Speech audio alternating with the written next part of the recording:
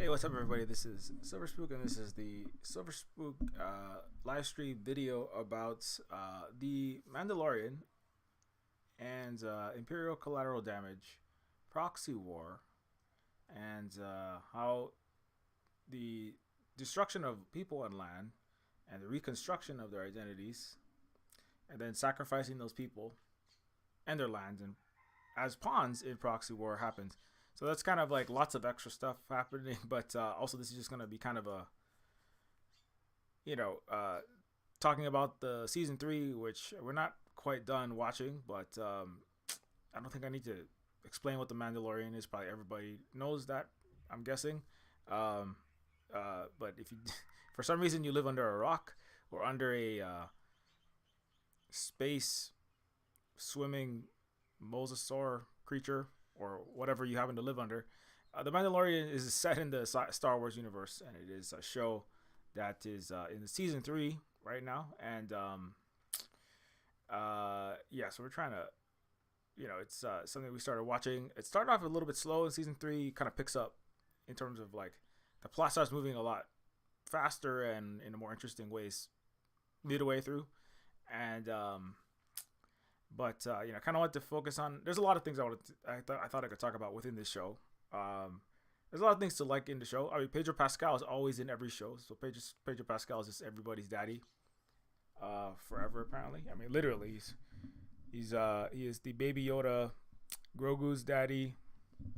He is Ellie's daddy in The Last of Us. That's all he ever does anymore, huh? He just perma typecast as all universes, the metaverse's daddy, the multiverse's daddy.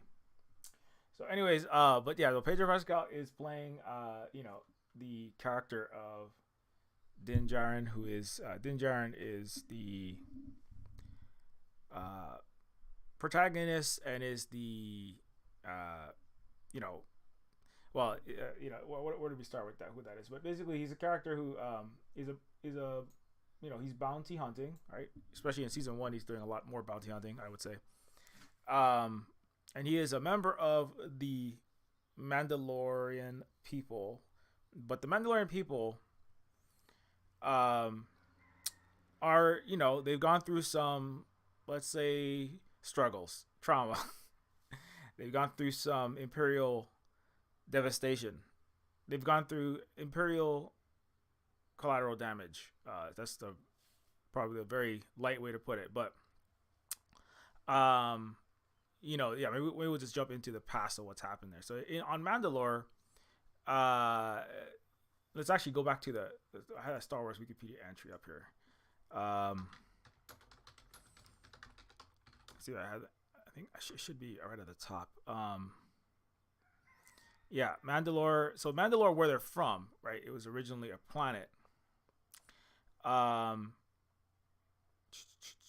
It's Mandalore, the homeworld of our people. Every Mandalorian can trace their roots back to this planet, and the Beskar mines deep within. That's Din Djarin to Grogu. I think he says that when they eventually get to their home planet of Mandalore in season 3.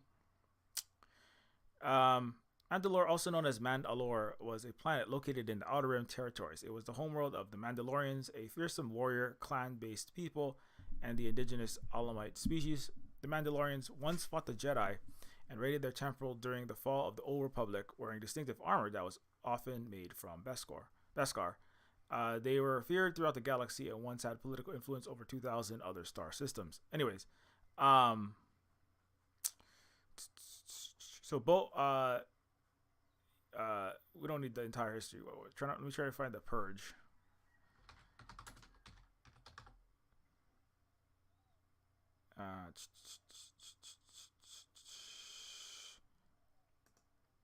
There's supposed to be an article on the purge, right?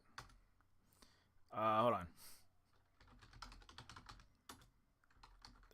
The purge in Star Wars. The Purge, also known as the Siege of Mandalore, which took place after the Galactic Great Purge of Mandalore. Yeah, so during the Purge, also referred to as the Siege of Mandalore by Moff Gideon, was the genocide of the Mandalorians during the Imperial era by the Galactic Empire in an attempt to punish Mandalorians and wipe out their memory. So listen very carefully to this, okay? Because this is all gonna come back later on in this video. So the Purge was a genocide of the Mandalorians. It was a destruction of their planet as well. They're physically, the land, buildings. When they travel, they eventually do travel to Mandalore. In I said season 3, right?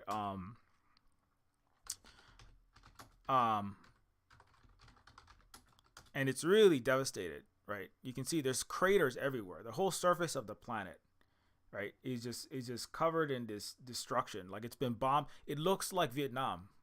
You know, it looks like Laos after an empire committed a genocidal war and devastated that place. You know, it's just like been like completely annihilated. There's like, it looks like volcanic glass all over the surface, right? Like as the Mando is walking on it, there's a scene where he's walking on Mandalore, right? And it's like, it looks like, yeah, this one. He's like, it just looks like the surface doesn't have even soil on it. It's just covered in like million-degree heat, fused rock. It's just like lifeless, smooth, marbly black glass. Nothing lives there. Like on the surface, like much of it, right? It's just like devastated. So it's obviously the Empire unleashed its like empires have unleashed.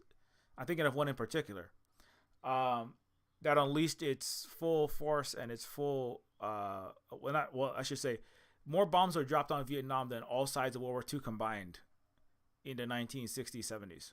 Just as one example. They literally bombed it into the Stone Age. Another way to think about that is the United States Empire bombed Vietnam into the Mandalorian age. You know, it bombed, or the Star Wars Empire Vietnamed Mandalore, or like Laosed Mandalore. You know, with the exception of the Vietnamese and the Laotians don't all leave their country. Many did though, as refugees. And actually, I worked with and taught and lived next to many Vietnamese refugees in Hawaii. Is one of the places that many of them went after the United States turned their planet into the Mandalorian's home planet. So, you know, I mean, that's just one of the metaphors that I'm going to bring up throughout. But, you know, so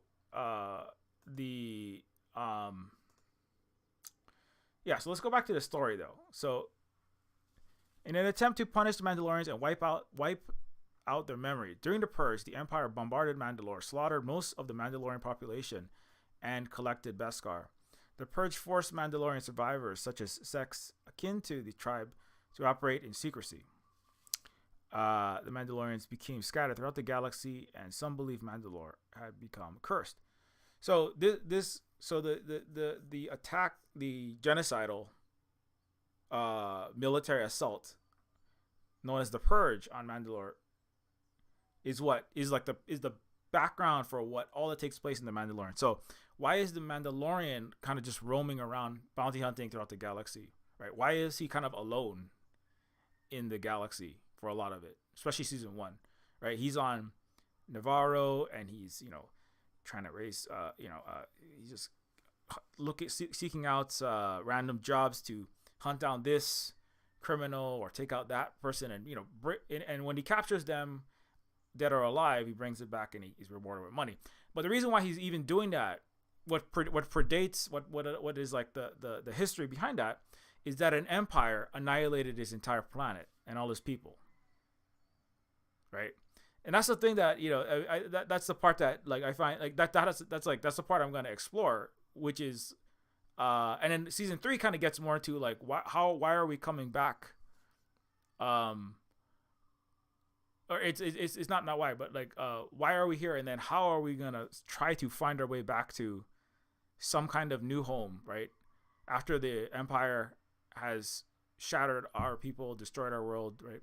There's like a line in, I think in episode, one of the middle episodes of season 3, where it's Grief, what's his name, Grief Karga, right, in Mandalorian, played by Carl Weathers, right? and he says to Mandalorian, like, what there's a scene where the Mandalorian and friends help the Navarro town city that's Grief has in season 3. Grief is now he was kind of the person who was giving Mando jobs, right, in the beginning, and now Grief is rewarded with he's like ascended as what is high, it was a high magistrate, high something, I can't remember what his position was. He's now in charge of this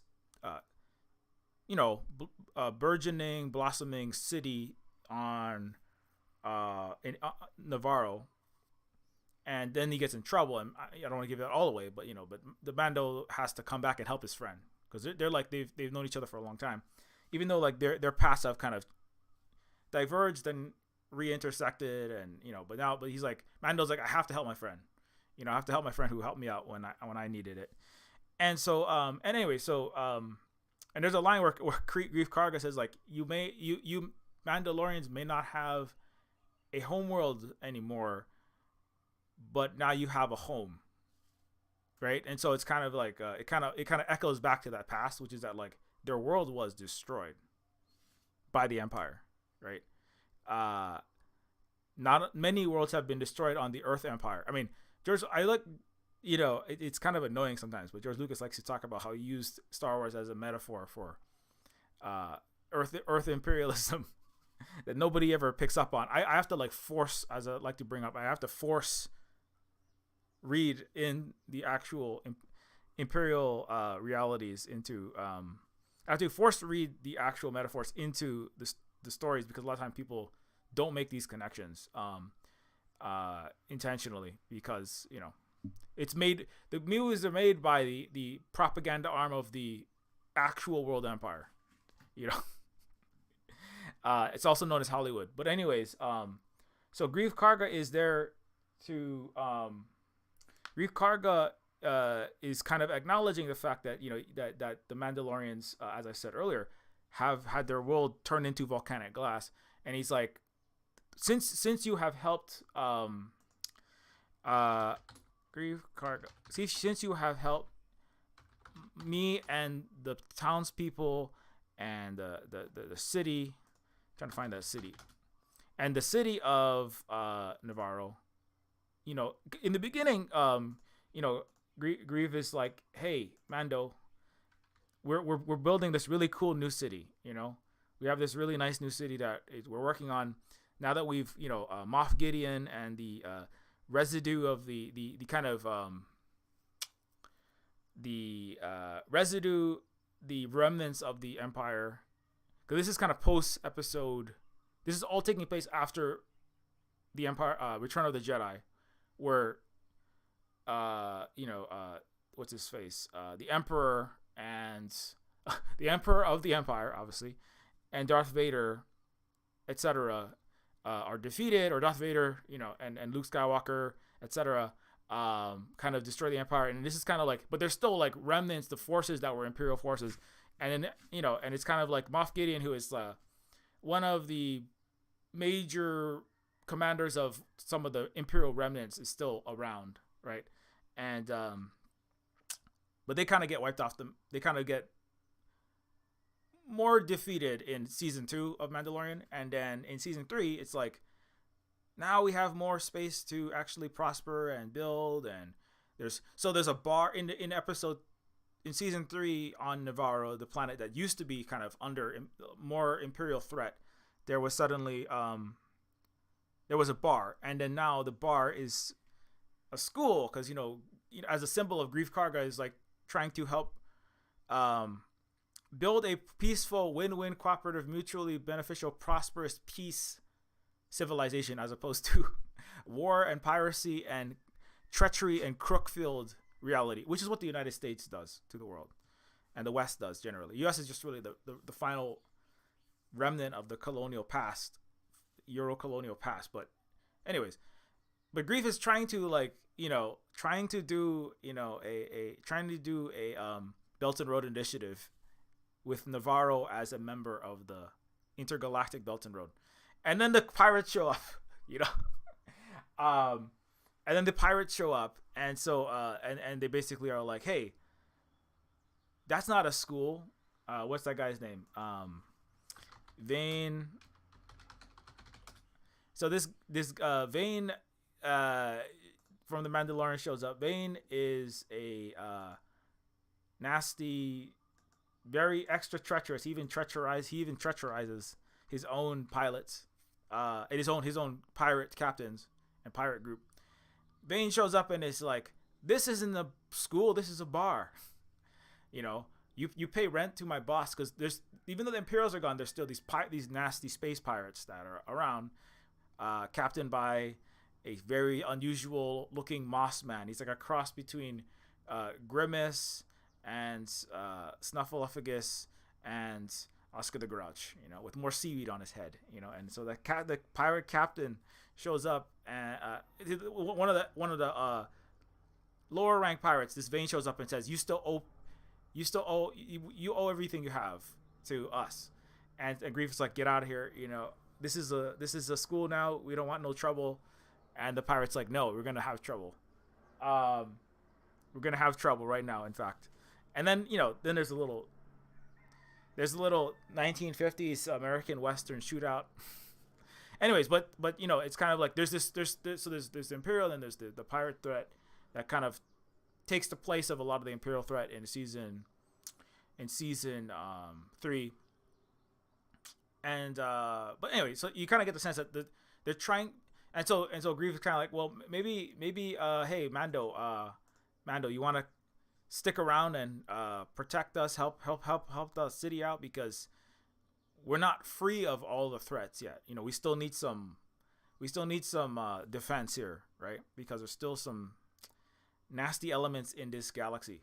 And so Mando's like, I have other things I need to do, right? But at the time, and so, you know, and so it's kind of you know, which he does have things he has to do. He has to go redeem himself in the living waters of the planet of Mandalore for reasons that you can learn about, but I might talk about them later. But so Mandalorian's like, or Din Djarin, played by Pedro Pascal, is like, you know, he's offered a tract of land. He's like, here, you can have this area. This parcel here will be a good place for you to set up if you would like to do that. And then Mandalorian's like, thanks for the offer, but no, right? Later on, he reconsiders, right? And so, but where was that? So, you know, and so and so the reason why Mando goes to the home planet of Mandalore, right, which again looks like it looks absolutely like a U.S. Bombing campaign on Iraq. It looks like the craters in Afghanistan. It looks like what the U.S. has done to countless nations around the world. In fact, it kind of looks like what the United States did to Koalave in Hawaii. The United States kind of did that to Hawaii. Did you know that? Most Americans don't realize this. The United States nuked the Marshall Islands 56 times and made thousands and thousands of people and multiple of their islands suffer massive radiation cancers. The U.S. tested nuclear weapons on the Pacific Islander peoples. Happy Asian Pacific Islander Month next month, by the way. But I don't expect that any Western entity will ever do an actual panel that actually wants to know what we have to say, because they don't care. If they did, they would stop fighting proxy wars in the Asia Pacific, which they're trying to do right now. But anyways, that's what they did to Koalave. They actually bombed it so badly that you can't even live there anymore. You can't live it. You can't in Hawaii. The United States U.S. is actually right now bombing very close to where I am. I'm in Hawaii. I'm a native Hawaiian. The U.S. is bombing 30 miles from where I am, and you can feel it sometimes. They're destroying this island. But people don't realize that. People just fly to Hawaii and they think it's all fun and sun, and isn't it great? We're going to have Lilo and Stitch and all this bullshit. But anyway. So anyways, the Mandalorian, I mean, I'm just peppering in on my actual thoughts, but the Mandalorian is visiting his home planet. That's why he doesn't want to stay in the, New Pleasantville. Mandalorian is like, I don't have time to make house and play Ken and Barbie. I don't have time to have a picket fence and 1.5 kids and a bouncy castle in the front and maybe a levitating Thunderbird. I don't need a pod racing, I don't need to have kids and watch them do pod races with Anakin because I'm too busy doing other stuff right now. I gotta go redeem myself from my apostateness, which I have done by taking off my helmet, because we're some weird sect that doesn't take off our helmets. But anyways, there's actually a lot going on there. I know I just said, but so Mando goes back to the home planet because he has to, because in this previous season, Mando has removed his shiny, science fictionalized version of a Euro Knight armor helmet. Since he's taking off his Beskar helmet, that's unacceptable. That is a violation of the way in all capitals. You have to pronounce it the way. It's always the way, with like really big quotation marks. The way of the Mandalorian. They're called the tribe. They don't actually have a name. I was like, what are they called? Because there's different. There are different like there are different subgroups or clans or different subdivisions of the Mandalorian peoples. They've kind of splintered off after they had their home world destroyed and their people genocided. The remaining Mandalorians have kind of splintered off, and so the tribe that the main character Din is a member of have this rule that says you can never take off your helmet. If you take off your helmet, actually I was like, is it you never? So you have to like have like all of your dinner, like your you have to have your sarlacc steak blended up along with your space potatoes into a salty smoothie, and then sip it through a straw. Or I mean, because I wasn't quite, I'm not 100% up on all the mountains of Star Warsian lore, you know what I'm saying?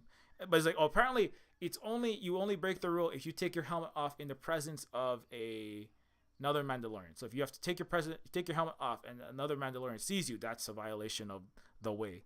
And so he did that. And so because Din has done that, because they took it in season 3, you see that you can take it off to eat. You can take it off to eat. I was like, gosh, I actually made a joke about the Mandalorians in Neofeud 2, my new sequel to Neofeud 1. And I was like, oh, I don't know if that's gonna make as much sense, but I don't care. I'll pretend like they made up a new sect where they're so hardcore in this Mandalorian set. They don't never take that helmet off. It doesn't matter how much headlights you get. You can have like literally, you can have like like 3 inches of caked dandruff in your helmet for 10 years of never taking a bath, and you just never take the helmet off, and you just sipping that food through that straw, you're sipping your double cheeseburger, you're sipping your Chick-fil-A racism burger straight through that, blended up, sip through a straw. You never take that helmet off, because that would be a violation of the real way, have it your way. In liquid form, you know what I'm saying? That's the Burger King slogan for the Mandalorians. Anyways, so the Mandalorians have that rule. This one group of them has that rule, right? And so Din has to go back to the Mandalorian planet. That's why he's going back to visit the Living Waters.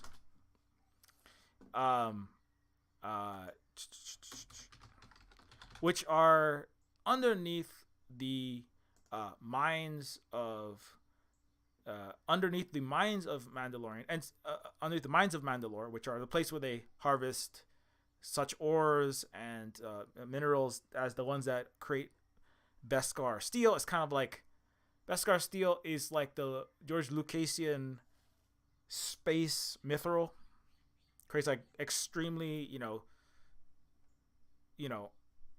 unobtainiumly, just like extremely hard armor that deflects almost anything, right? It doesn't get damaged, and unlike stormtroopers that have the really stormtrooper armor is made out of like it's the same plastic that they made Ryan Gosling out of when he starred as Ken in Barbie movie. But anyways, it gets shot through really easily. They just go and shot, and I don't know what the Empire is like. Really, the Empire is kind of like the United States, right? Where they have like really cheap or no Kevlar on their troops in Iraq, and it's like McDonaldized military forces. They just send them in, and then people just get shot, and they just like it's all quantity over quality. It's kind of like the F-35. That's a really nice rusting hood ornament at the bottom of the sea. The F-35 functions as a great submarine.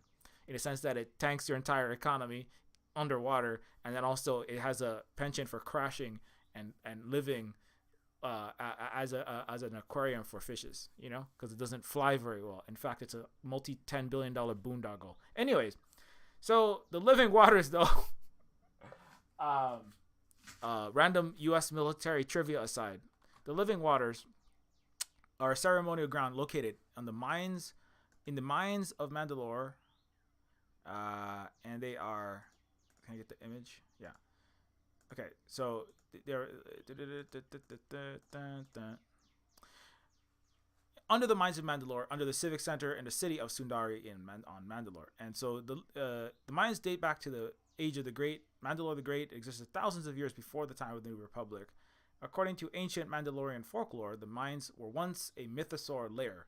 Before the Great Purge of Mandalore, the living waters was utilized as a ceremonial ground where the royal family would bathe in the water. Bo-Katan Kryze reminded Din Djarin that she was part of the royal family and did the ceremony. That's gonna be important later on. We're gonna talk about that. According to the Mandalorian Creed, a Mandalorian apostate who took off their helmet and sought atonement could be redeemed in the living waters. After the purge, the children of the Watch believed the mines were collapsed in the purge, making the living waters inaccessible. However, they did not collapse, and instead the purge triggered seismic activities that made the waters go deeper. So, we're gonna get to a lot of that stuff, but this is a picture of the living waters where the Mandalorian has to visit to redeem himself. So some of the other people, it's very much like Bo-Katan is kind of, who's not a member of Din Djarin's tribe, who was just mentioned there. Bo-Katan is a descendant of the royal family of Mandalore, which did rule the planet, or were the head of the planet, larger society, before the purge and the genocide by the Empire of the whole planet, right? And so, most of the majority of the population were actually Bo-Katan. A member of Bo-Katan is. Let's just get a picture of that real fast. So Bo-Katan Kryze is a human female princess born on the planet Mandalore.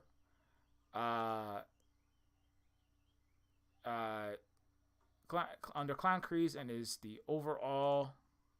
I don't want to learn too much because I don't want to spoil it myself, but played by Katie Sackhoff from Battlestar Galactica. I'm a big fan of that one. So,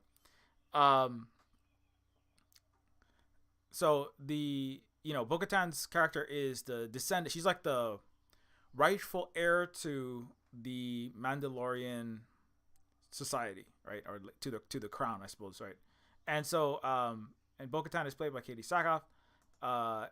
Is also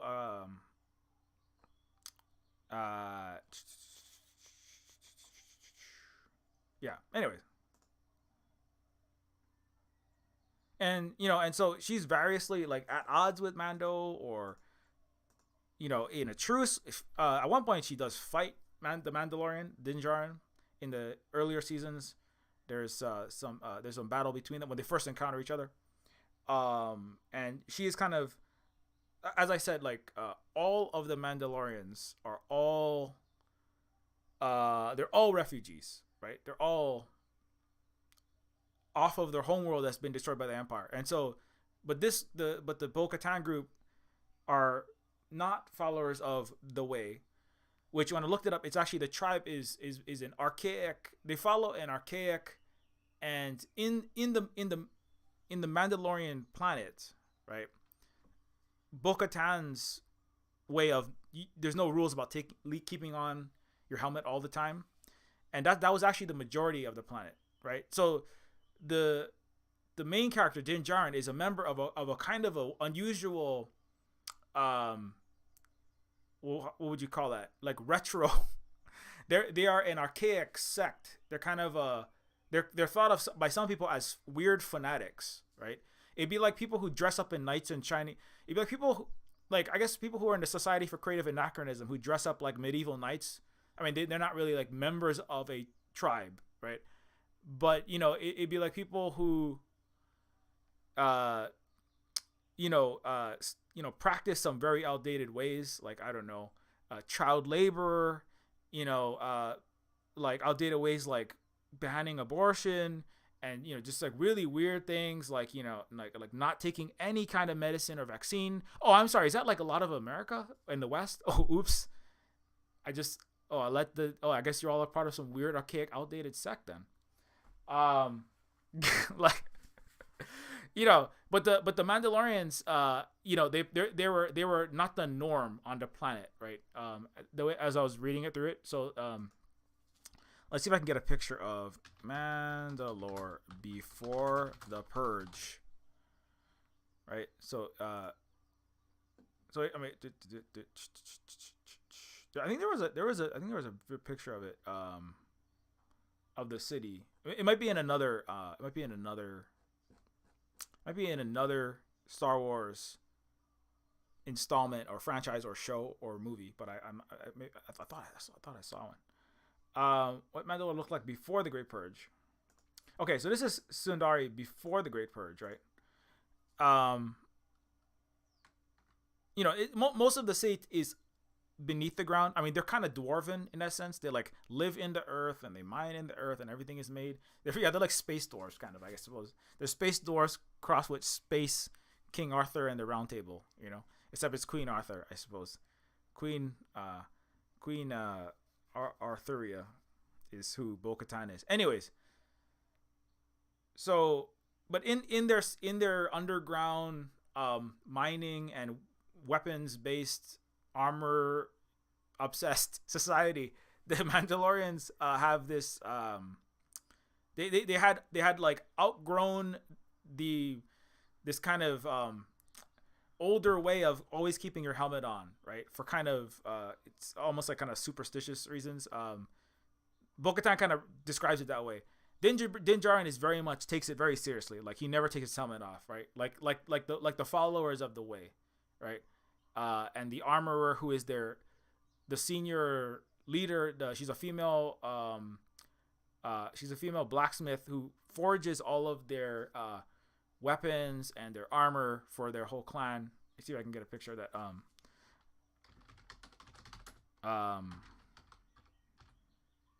Yeah, so the Mandalorian armorer is this character, and and I think she was like the originator of the or she is certainly the eldest and the most senior of the tribe of the Mandalorians, right? She kind of carries the way forward, forges the armor, and a lot of their culture revolves around weapons, right, and armor. Like, and obviously they're not just using swords and axes. They have lots of guns, and they have dart guns, and they have the exploding homing missiles that they're like Americans swarming what do you call them, Starlink. What is that bird? They copied the U.S. military copied this one bird's style, flocking and swarming to use they're trying to use it in an unhinged proxy war against the largest, most powerful non-imperial country in the world. But anyways, they make lots of different weapons, is my point, and then they and so the armor and the blacksmith character, or I guess just the armor is the real name, is very important because they kind of carry the culture forward. As simultaneously the person that produces their weapons, but also like it's a kind of uses a metaphor, which is like when Grogu, who is the Yoda species, little green furry cute child character that Pedro Pascal is the daddy of, in the literal sense, not people are thirsty for him on Tumblr or wherever they do their social mediating. But so Grogu's character is getting introduced like Grogu. You will now become, because Grogu is a Yoda species character that Din is now basically the surrogate father of, and so he's going to be a foundling or a member that is going to be adopted into this tribe that follows the way.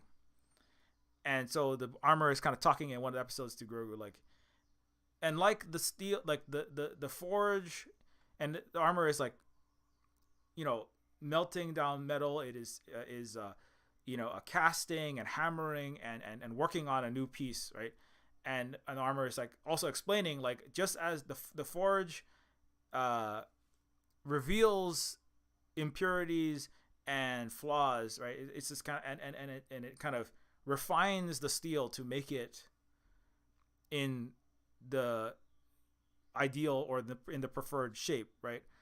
And similarly, we like our process is to refine and to find the not the flaws, but just kind of like um the problems in all of our foundlings. We refine the foundlings like we refined our armor and our weapons, right, into Mandalorians. And so like, and Grogu is like kind of thinking, because Grogu has like survived Order 66, which in the entire Star Wars universe is the order of another genocide, which is to slaughter all the Jedi by, what is it, then Darth Sidious, who later is the Emperor in, A New Hope, Empire Strikes Back, and Return of the Jedi in Star Wars. And so Grogu has stuff that needs to be worked through. Anyway, but long story, that's kind of an aside. But it's kind of like, it does tell you about the culture. There's things about their culture that is very there's like a lot of little details that like does enrich the entire universe, because it's kind of like this subgroup of the Mandalorian larger society that has now been destroyed have, they're very different practices, and some of them are kind of like, they're a little bit unusual, like keeping your mask on all the time, and all the children are adopted, like nobody has sex. I mean, like, what do people, what they just shoot guns and bang bang bullet gun, or bang bang laser gun, and then they go to sleep with blue balls for decades. It sounds like a prostate problem. But anyways, they just, nobody has sex because they just find other orphans in the universe, the galaxy, and then they bring them in, and that's it. Apparently, because there are other fathers, but they're all like they seems to all be adopted children. But anyway, so they're all monk-like. They're all monks. They all live. And Holly was pointing out, kind of like the Jedi. They're just these sexless, pent-up, eternally horny, weird, very good fighters. It's too bad. I don't know if I want to live in that universe. Anyways, so the armor is like explaining, like, this is how we refine, this is how we produce, this is how we this is how our culture functions, right? This is we train you, and Grogu is then being trained. Let me just get a picture of Grogu with his little dart gun. So Grogu is in one of the episodes is being trained to use his little dart gun, and he has to fight another young foundling, another child, future Mandalorian. And I think it's Paz is kind of like one of the like butting heads, nemesis-ish characters. He's another Mandalorian that doesn't really like Din Djarin. He's the really big guy with a giant Gatling gun. He's got like the Vulcan minigun version of a blaster, basically. But so Grogu is being introduced, like, now you have to learn how to fight with Mandalorian weapons. You have to begin your training, and like nobody knows much about. He's like really small. He says he's too small. He can't even really talk. Although he has psionic telepathic powers that nobody knows about yet. And Grogu also, in the previous, Grogu had also had some training from Jedi, legendary Jedi Luke Skywalker in season 2. And so he's already had some training, but he's kind of like, he's the other kids in school are like assuming that he doesn't know anything, and so it's and he has no capabilities in fighting, and also he's really small, or does that make one great? No, judge me by my size, do you? So anyway, everybody makes that mistake. They didn't listen to Yoda. They didn't listen to Yoda. They're just judging him by his little size. But anyways, Grogu's character is, kind of like being introduced, and is going to be on his way to becoming a Mandalorian in the future. And so Anyway, so I mean, the reason why I bring a lot of that is because like they have their own internal. I mean, however unusual and weird, there I don't take my helmet off. We don't ever have sex. I insist on like fighting with my tweezers and my hammer, even though I have blasters. I like using these archaic weapons. they're kind of a weird culture, you know. Each one of them is differently weird, right? And then like the Bo-Katan one is like, why are you believing in this weird, kind of archaic feudalism? Like, why do you think you're gonna be queen of everything? Don't we have like some kind of functional? I was gonna say Western liberal democratic capitalism, but then I was like, actually, that's not much of an improvement. I was like, don't you have some kind of like actually based, actually egalitarian, actually functional democracy like some countries that are not the United States have? Because the U.S. is a plutocracy. Stanford and Princeton just put out a new study that says it's not a democracy. Anyways, so Bo-Katan's character is they're different, but they and even the Bo-Katan character like and Bo-Katan's group, they have their own ideas and identity, right? They're all different. Like Bo and Din, they're all they have their different thoughts about things, right? And even within their own groups, the armor is pretty cryptic about things, but even within their society, the Paz, let's see, what's it? Paz is the third tribe member, Paz Vizsla, that has a little bit more character. And so even between the three of them, right, they have a lot of differences. Like Paz is just kind of like, he's pretty like kind of set in, this is the way, and he follows the armor, and and he's kind of a hothead, and Din is not a hothead, but Din is like he's a little more chill.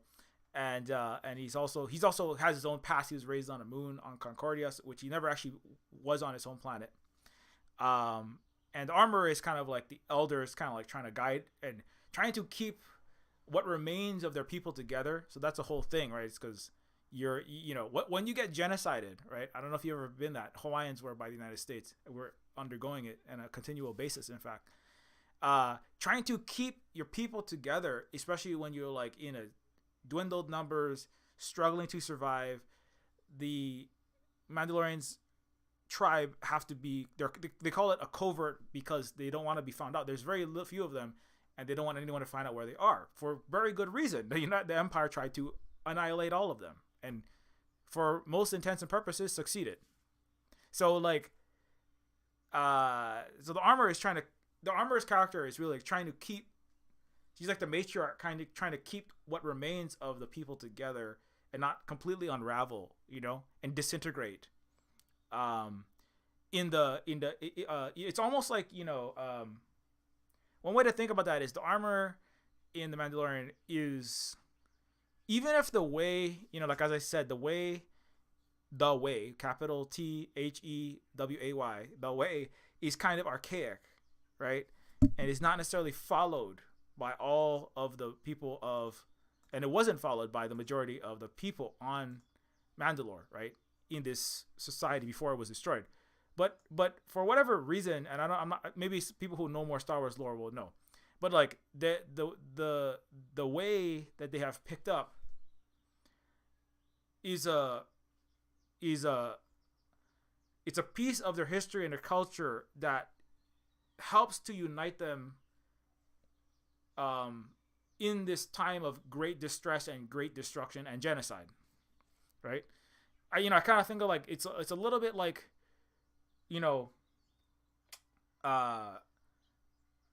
like things like, because I'll throw a little bit of myself, because like, I am a native Hawaiian, and so like people in Hawaii, Kamehameha, people look to, because the United States has banned Hawaiian language, banned our Hawaiian culture. It erased our history, They illegally occupied Hawaii. They invaded our country. They destroyed Hawaii. They actually destroyed Hawaii.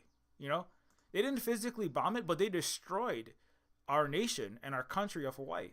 And they installed a U.S. settler colony. They installed a U.S. gas station, really. It was a U.S. gas station for the U.S. empire to fuel its F-22s, its F-35s, and its aircraft carriers to make proxy war on Asia and this whole planet. Indo-Pacific Command. So Hawaii is very similar to the planet of Mandalorian in that sense. And it's similar to other like Iraq, Afghanistan, and Vietnam in the physical destruction sense. But in the genocide sense, Hawaii is very much like Mandalore. And so we look to symbols like Kamehameha, right? We look to symbols like Kalakaua and our flag and a lot of this history is deeply obliterated intentionally by the United States because they don't want anyone to ever know that Hawaii actually had the most advanced country with the world's highest literacy rate, universal healthcare, universal housing, better rail and mass transit than the United States, hydropowered renewable electricity before the United States had any of those things. I'm not even joking about that. So the history of the the great city of Mandalore and like the practices that they had on Mandalore, in a lot of ways, what Hawaii was, what Mandalore was is obliterated now, to a large extent, and what Hawaii was, to a large extent obliterated, not fully. That's why I exist, is to keep telling people about this story, So I have a kind of like an armorer like position. In some senses, other people are more educated than me, obviously, but I'm just like one person trying to hold the pieces of the United States genocide of the people of Hawaii and the nation of Hawaii, and also the land of Hawaii, which is full of U.S. military jet fuel, by the way. Trying to hold all of this together with bits and symbols, right? Badly remembered because we haven't been allowed to teach our actual history in a full way because of the U.S. occupation and the need to forcefully Americanize and buy into American so-called freedom and the greatness of capitalism, right? The greatness of capitalism, which even Americans majority of them are turning against, right? But that was a forceful Americanization, and that was under a genocidal process, a cultural genocide, and then forced economic subjugation because Hawaii had universal healthcare. Hawaii had socialist practices, nationalized electrical grid, nationalized rail, the things that Americans wish they had now, right? When your rail are all collapsing and falling apart. Virtually no housing, no private market capitalist real estate system, right? So all those kinds of things were forcefully applied by an empire, right? By empire. Right, like the Empire forced itself onto Mandalore, and so now we have to live in this as I said in the beginning of the video, the Imperial collateral damage and ongoing proxy warfare against what? Against the forces that the United States is obviously now the number one enemy is China. At different times of the Soviet Union. It was anyone that stands against U.S. hegemonic primacy and its imperialist bullying, non-equal, non-democratic planetary rule. The U.S. empire specifically, the U.S.-led Western empire, whatever you want to call it, the G7 countries, the first world Euro colonial or former colonial, wannabe colonial countries, and all the vassals thereof. The United States is the world's empire, whether you want to stick your head in the sand or not. You can stick your head in the volcanic glass and you're dwindling and watch your children be forced into Chick-fil-A's, watch your country falling apart, right? And deny it. You could be in denial because, at the end, the empire sacrifices its own people, including its own children that it's grinding up for billionaires' profit, forcing them all to work. 13, 14-year-olds are going into 6-hour night shifts and like 40+ hour a week factories now in the United States. They always use sweatshop labor around the world. The U.S. loves that. Slave labor, they love that around the world. In their prison industrial complex. But even the American little suburbanite white kids are all flooding into all of your fast food chains and your jam factories, even in Australia, UK, all over the Western world.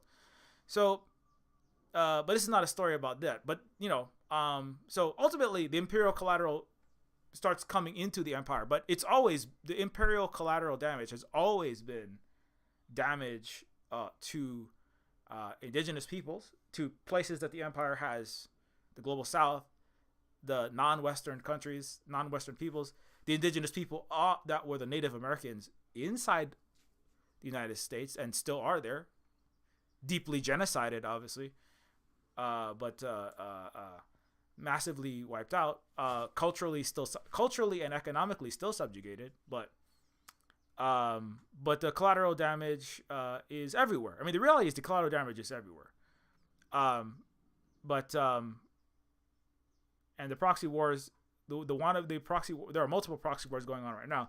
Usage of entire peoples and countries against rivals, and those that would turn against the supremacy, in Star Wars, it's a galaxy wide.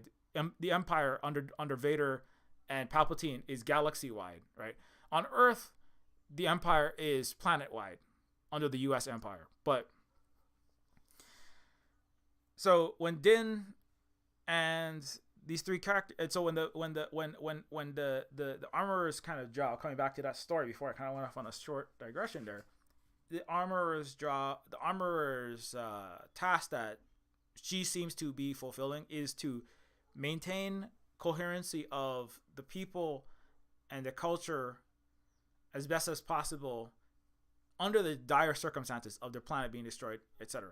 And so, like, the way, it seems to almost be like this was a thing that would, the way, which is kind of weird and archaic and backward, but it has a lot of rules and a lot of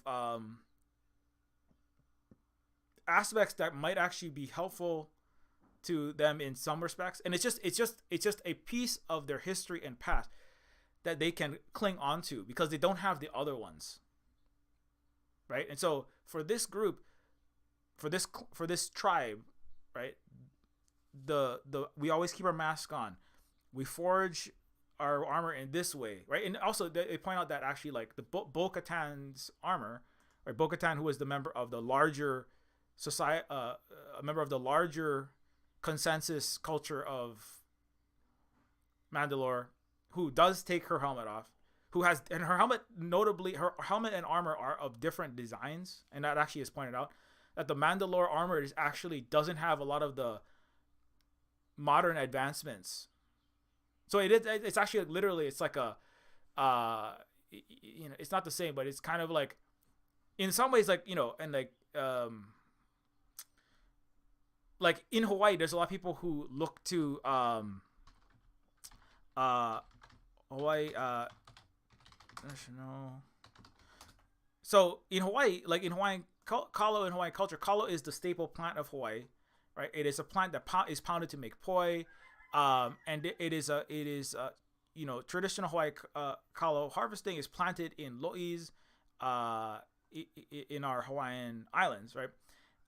It's pounded with a poi pounder. Historically, like centuries prior to contact, there's the way of building Hawaiian huts. There's the way of building Hawaiian canoes, right?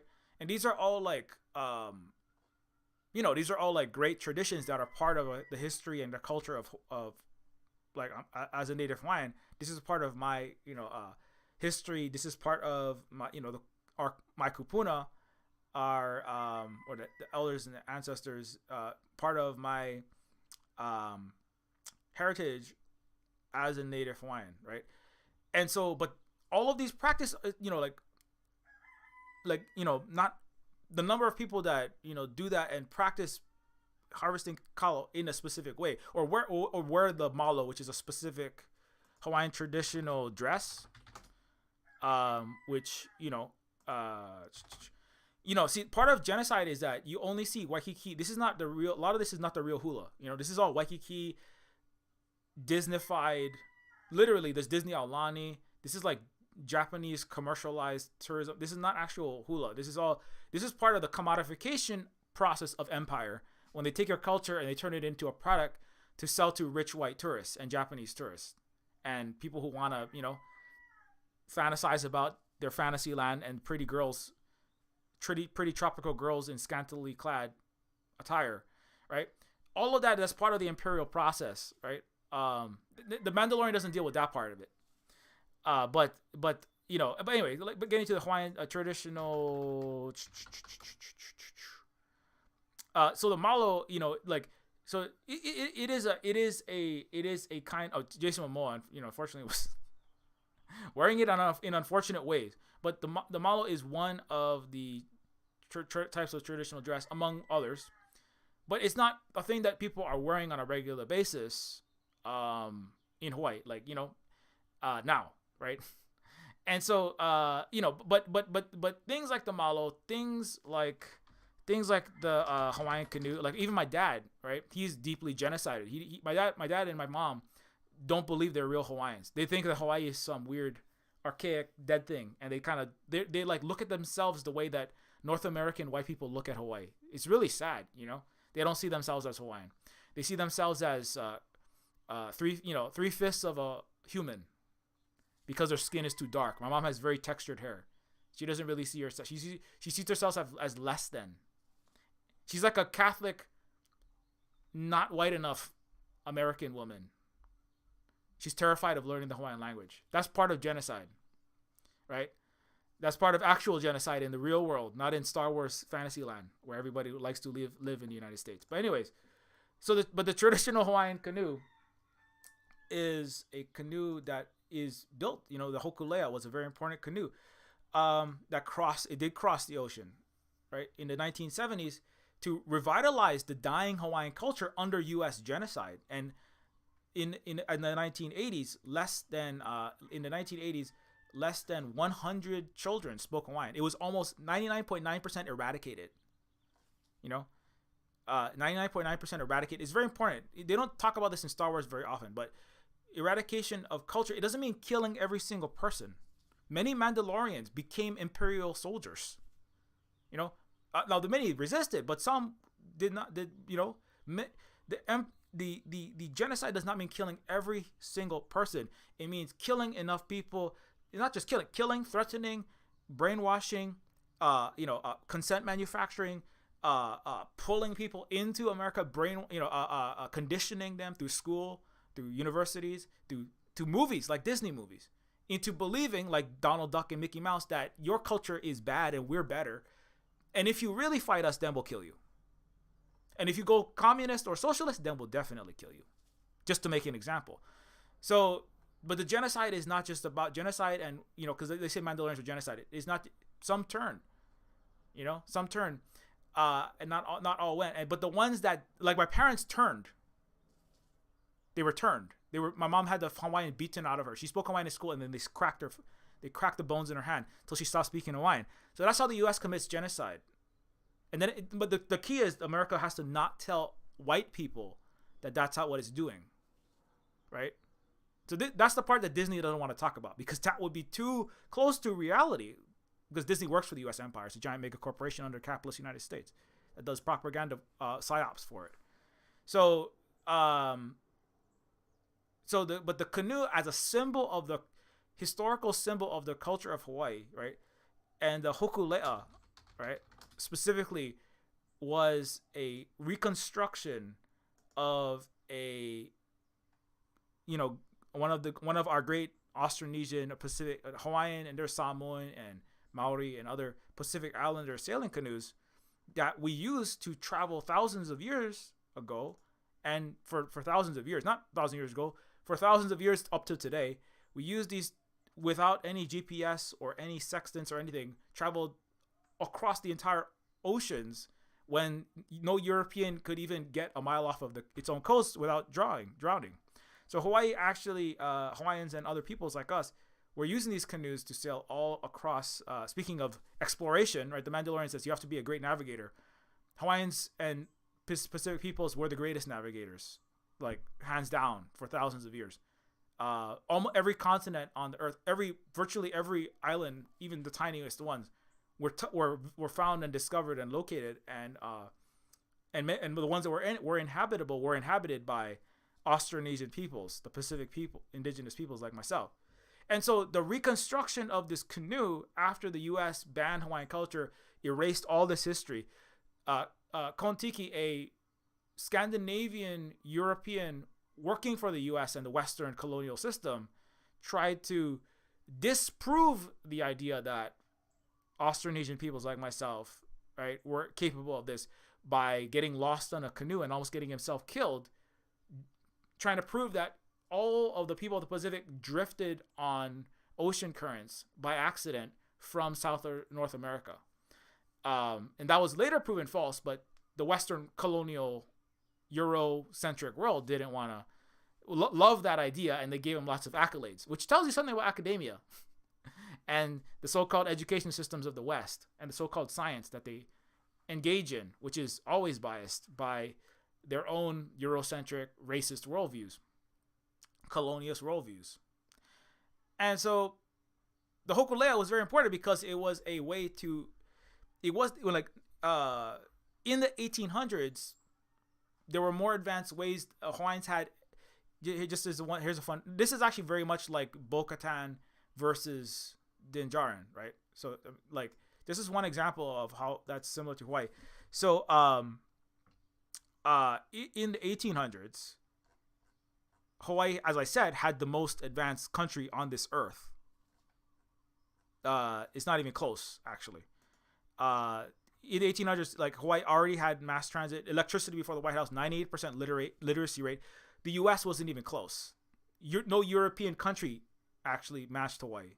Hawaii had the most advanced country, universal healthcare, as I said, hydro-powered entire cities, renewable turbines powering entire cities with subsidized nationalized electricity. The United States couldn't get its head out of its ass to stop doing child labor. It still can't.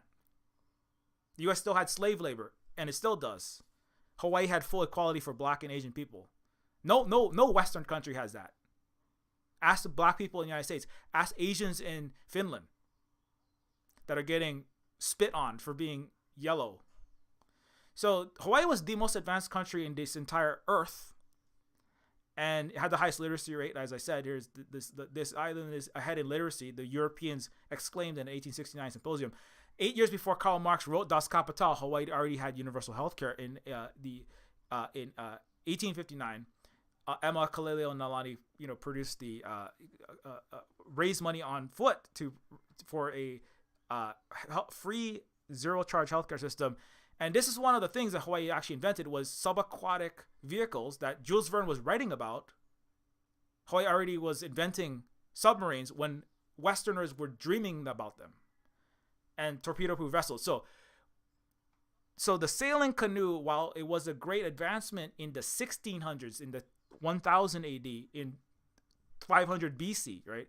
Hawaii had great sailing canoes, but in fact, Hawaii had even more advanced modern boats than Western countries, or it had, at least they were on the cusp of like bringing them into fruition. The United States attacked Hawaii in part because if Hawaii was to ally with Asia and bring the most advanced technology to large Asian colonies, which is what happened, in fact, because Sun Yat-sen, who was raised in Hawaii, actually brought the socialism and anti-imperialism and these ideas, which are technologies, to the world's largest, most successful anti-imperialist country today. I don't know. You can go look that up for yourself. Don't look it up in the NED or in any CIA or State Department funded operation that are, like basically everything in the Western world, unfortunately. But the Hawaiian sailing canoe, the double hull canoe that hokulea was, while it is a great innovation and part of Hawaiian culture, right, and all Pacific culture, right, which uses the method of wayfinding that is shown in Disney movies like Moana, that is cultural appropriation, and Disney is building more resorts and destroying our land all the time. $144 million resort, no money for Hawaiians, right? Just colorist casting and bullshit. That's all Disney gives us, in fact. Keeps on hiring racist people that aren't even Hawaiian to play us, so that's really cool of Disney not. Anyways, So the hokulea is in fact it is a Hawaiian innovation, and it is a Pacific indigenous innovation, but it's not actually where we were in the 1800s. We were actually beyond the United States. We had modern, boats, steel, steel ships, etc. We were inventing submarines, right? But some Hawaiians, right, look back in the annihilation in the Mandalorian style destruction of Hawaii. Some of we Kanaka Maoli, or the indigenous people of Hawaii, like the Mandalorians, grasp onto some parts of our past, in some parts of the floating jetsam and flotsam of our destroyed culture and destroyed country, right? Some of us grasp onto this piece, the hokulea, and go, that's Hawaii. We have to return to sailing and kalo and just being in the lo'i and only pounding poi with the poi pounder only, and only practicing this hula. And I'm not saying that that's bad. That's when you're genocided, as the United States has done to Hawaii, when children are still being punished for speaking Hawaiian in schools in 2023, which the United States is still doing, when your water is filling with jet fuel because the United States F-35 Indo-Pacific Command is spilling jet fuel all over your island, right? If you want to read about that, you can follow me on Twitter. When the United States is making your entire islands uninhabitable, you have to reach for something, you know. You have to when the United States is rapidly annihilating your entire people, it has and it continues to, right, to make proxy war on China in the Taiwan Strait by launching F-35s and aircraft carriers and carrier groups into that sea with swarming, flocking missile groups that it can't even get to shoot properly. The U.S. can't even drop a boat. I just watched the U.S. dropping a boat on top of a tugboat. The U.S. Navy dropping a boat on another tugboat. It's ridiculous. When the United States can't even feed and house its own population, and now it's in Hawaii, mass arresting Hawaiians, throwing us all in prison, making us all homeless. You have to see this. Actually, this picture is a very good illustration of that. You see, like, when the United States is making you the most homeless, impoverished population in the so-called United States, you have to cling to something. And so what you cling to is your history of canoe building. That's one of them. You see how that works?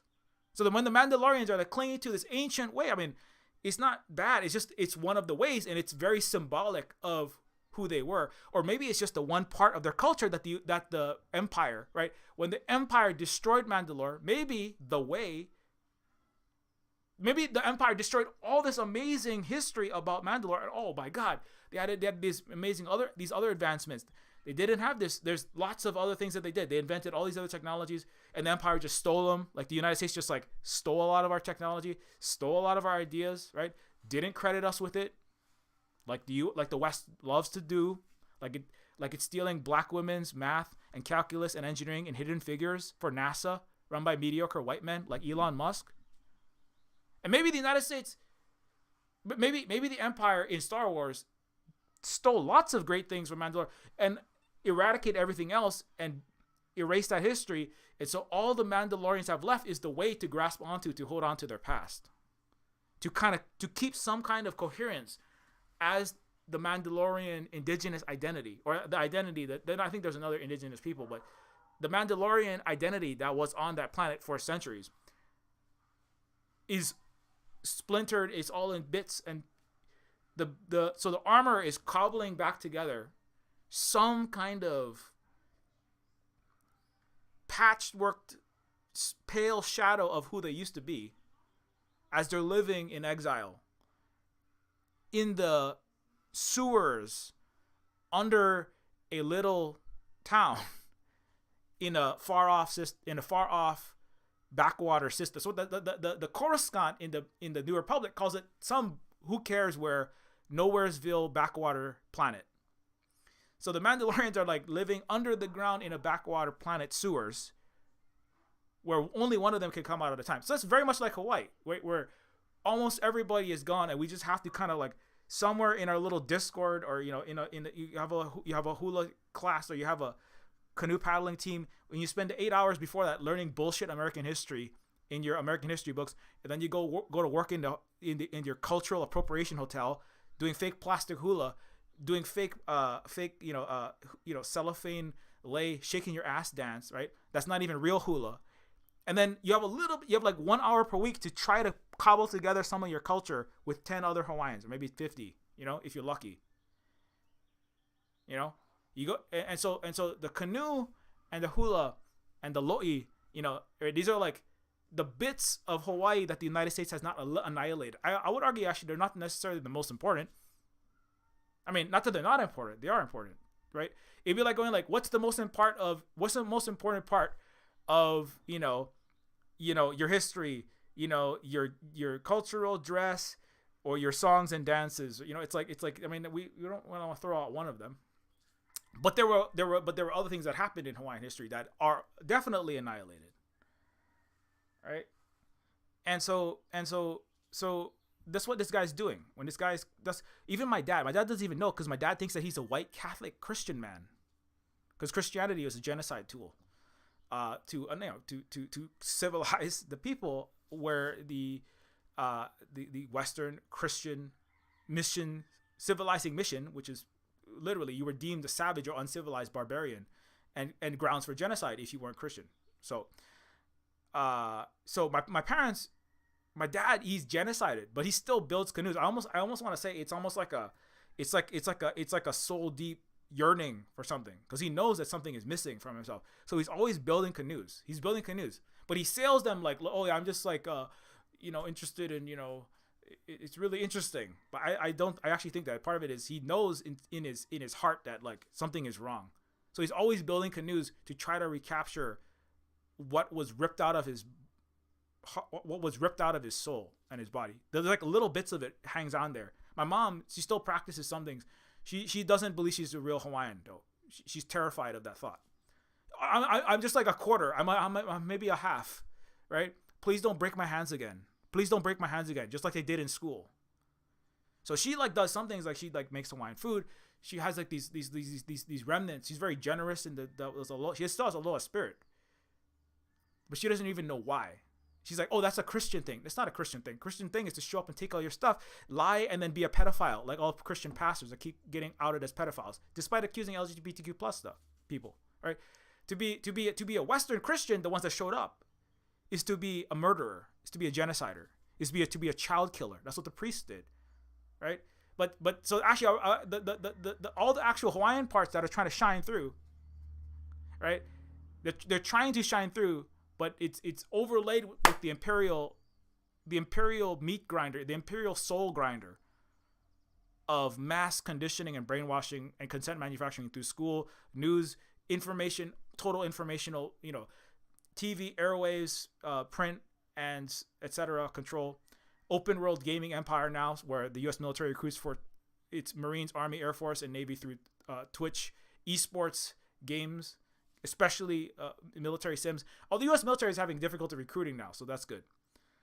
But that's because everybody's fighting. It's only because it's at the point where it's literally on its last, like, half a leg. It shot off all of its toes with this proxy war in Ukraine, resulting in mass blowback and de-dollarization of the planet, and disruption of all of their supply chains, and inability to enforce global force military plus financial hegemony. And Janet Yellen is crying in her expensive $10,000 wine, flying back from Africa, going, "Oh shit, I couldn't get anyone to stop joining the Belt and Road." But anyways, so the good news is that this might be it. But my parents are of the generation that still try to cling on to some bit of their history and their culture by building canoes. My brother, they and I'm not saying that in a pejorative way. I mean, like, that's like, I'm glad that people kept doing that, because you have to do something. You have to do something to try to cling to what the United States has not yet genocided out of you. You have to get something, even if it's you might be getting it's not fully. It's not. It's not. You're not getting the whole story. Like I try to give people. I don't have the whole story. I'm just trying to give people more of our story in all of the education that I try to do. I'm like, yes, the canoes are great. Did you know that we also did this? Did you know that we invented submarines? Did you know that we had full non-racism in Hawaii when the United States had slaves and chained all the Chinese up? Did you know that we were the country that had, that were a threat to all empire because we had systems of cooperatives, because we had systems that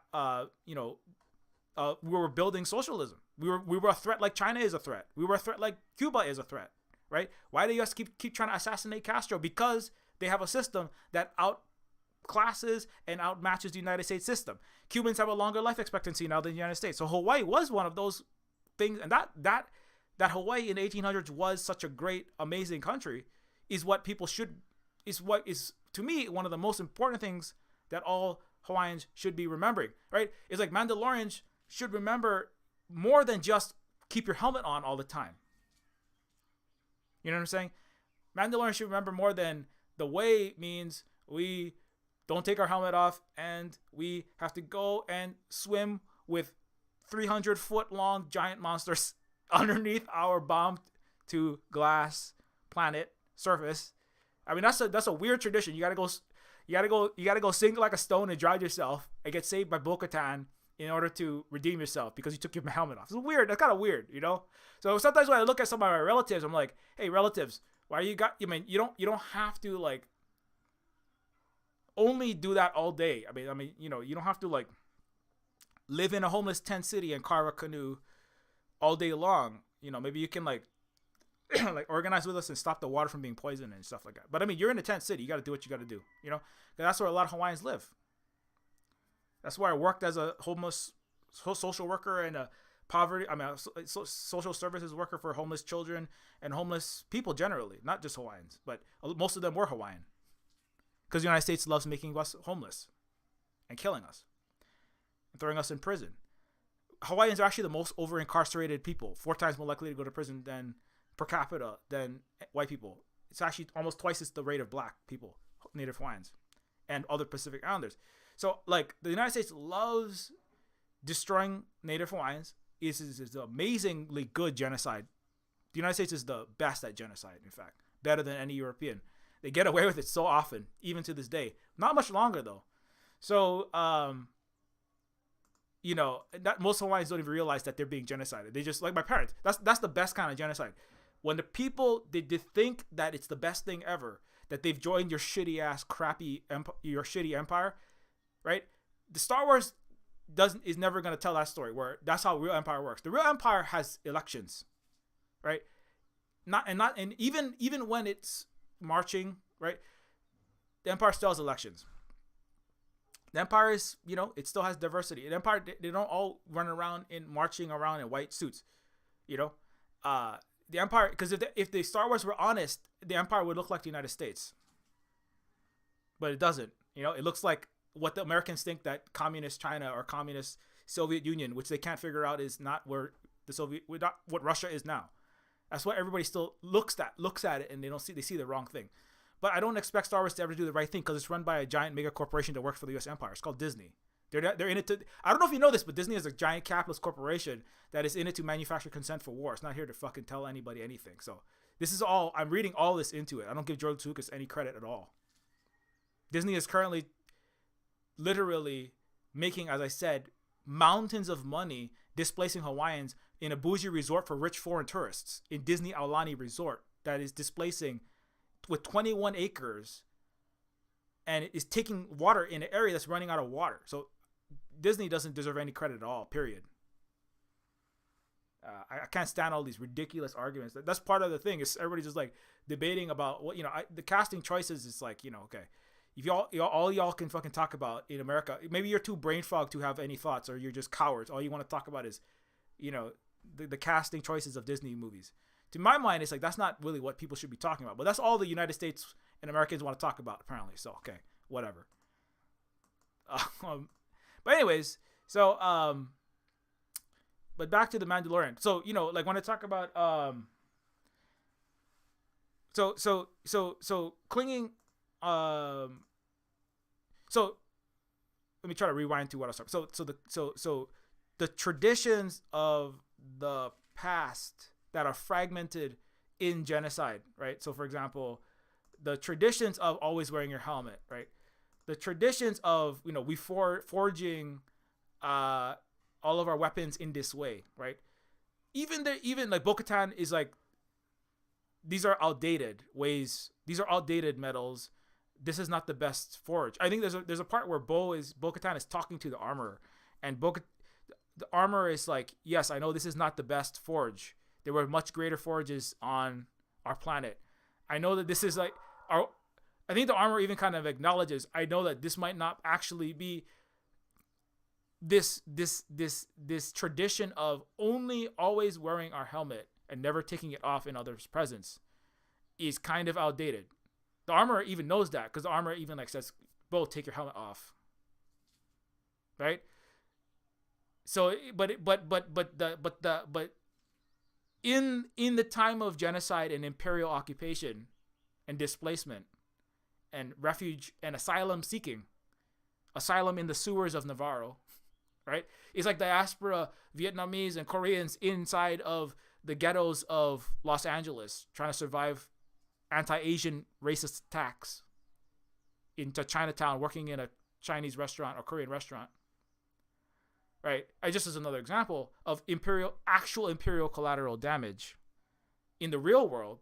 But, you know, so in this time of displacement and disarray and violence and confusion, the armorer has like, it has arrived, you know, she has arrived with their diaspora Mandalorians in, we're going to follow this way, because this will keep us this will serve this practice of wearing the helmet, except for whatever reason, this will kind of serve to keep us together for now. But in the end, we have to unite as all Mandalorians and come together, you know, which is another important message for the, you know, if we don't need to be infighting as colonization and imperially marginalized communities, like, you know, Native Hawaiian communities, other indigenous communities, black communities, if we cannot be infighting to unite, that is an important thing, you know, because we're going to have to eventually do that, because there is different, like I said, there's differences, like they don't all get along.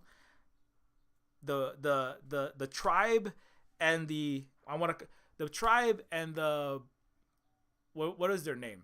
The tribe and the Bo-Katan style Mandalorians, they are often fighting, in fact, or they were often fighting, right? And so, but at a certain point, they have to unite. And I haven't watched the entire season 3, so I'm not gonna read too much chat because I have not watched the whole season. We're halfway through the season.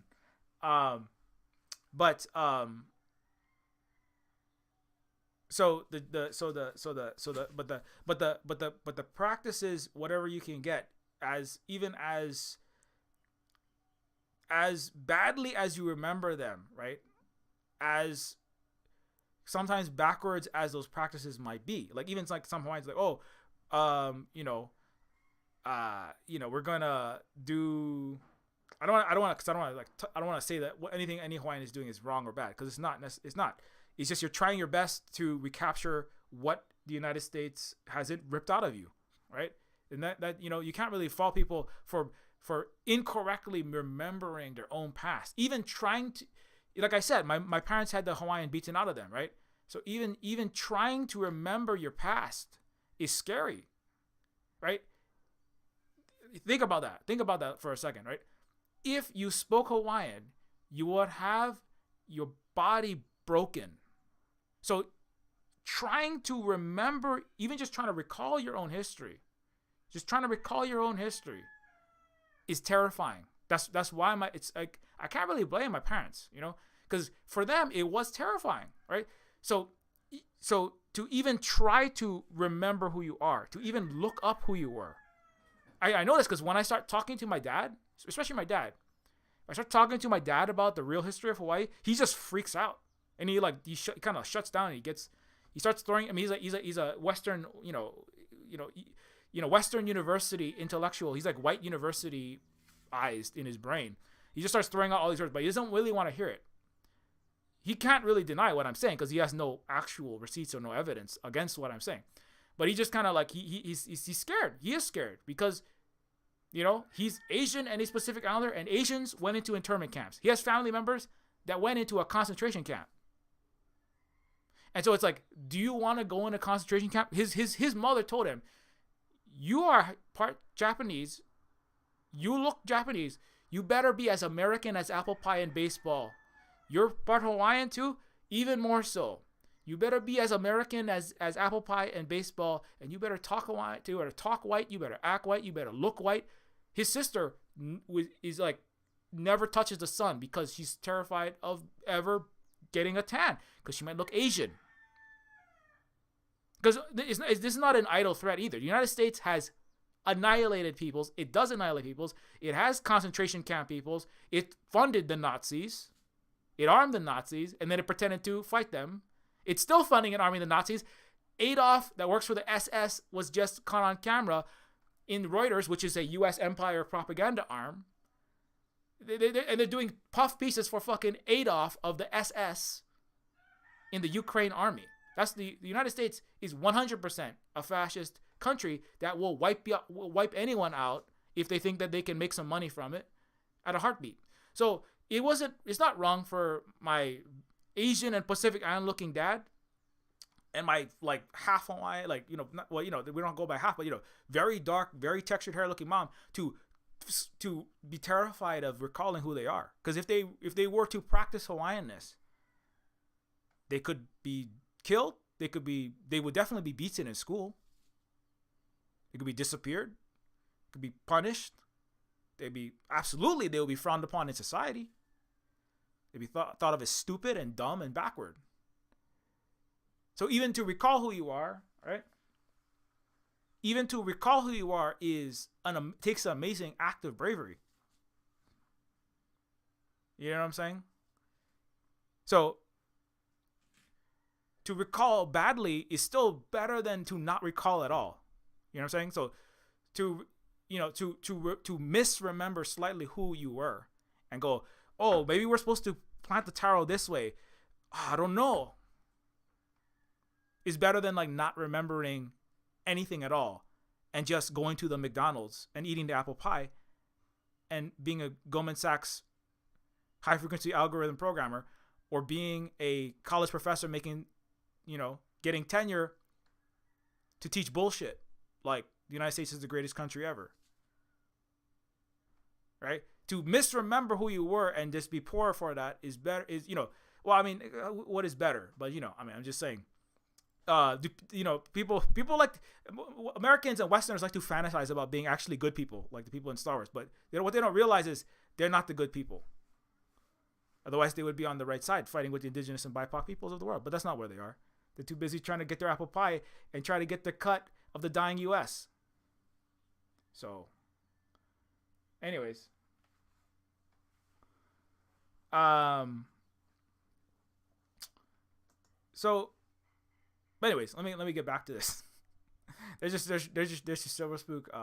There's just Silver Spook. This has been a Silver Spook mic drop. Now back to our regularly scheduled Star Wars bullshit.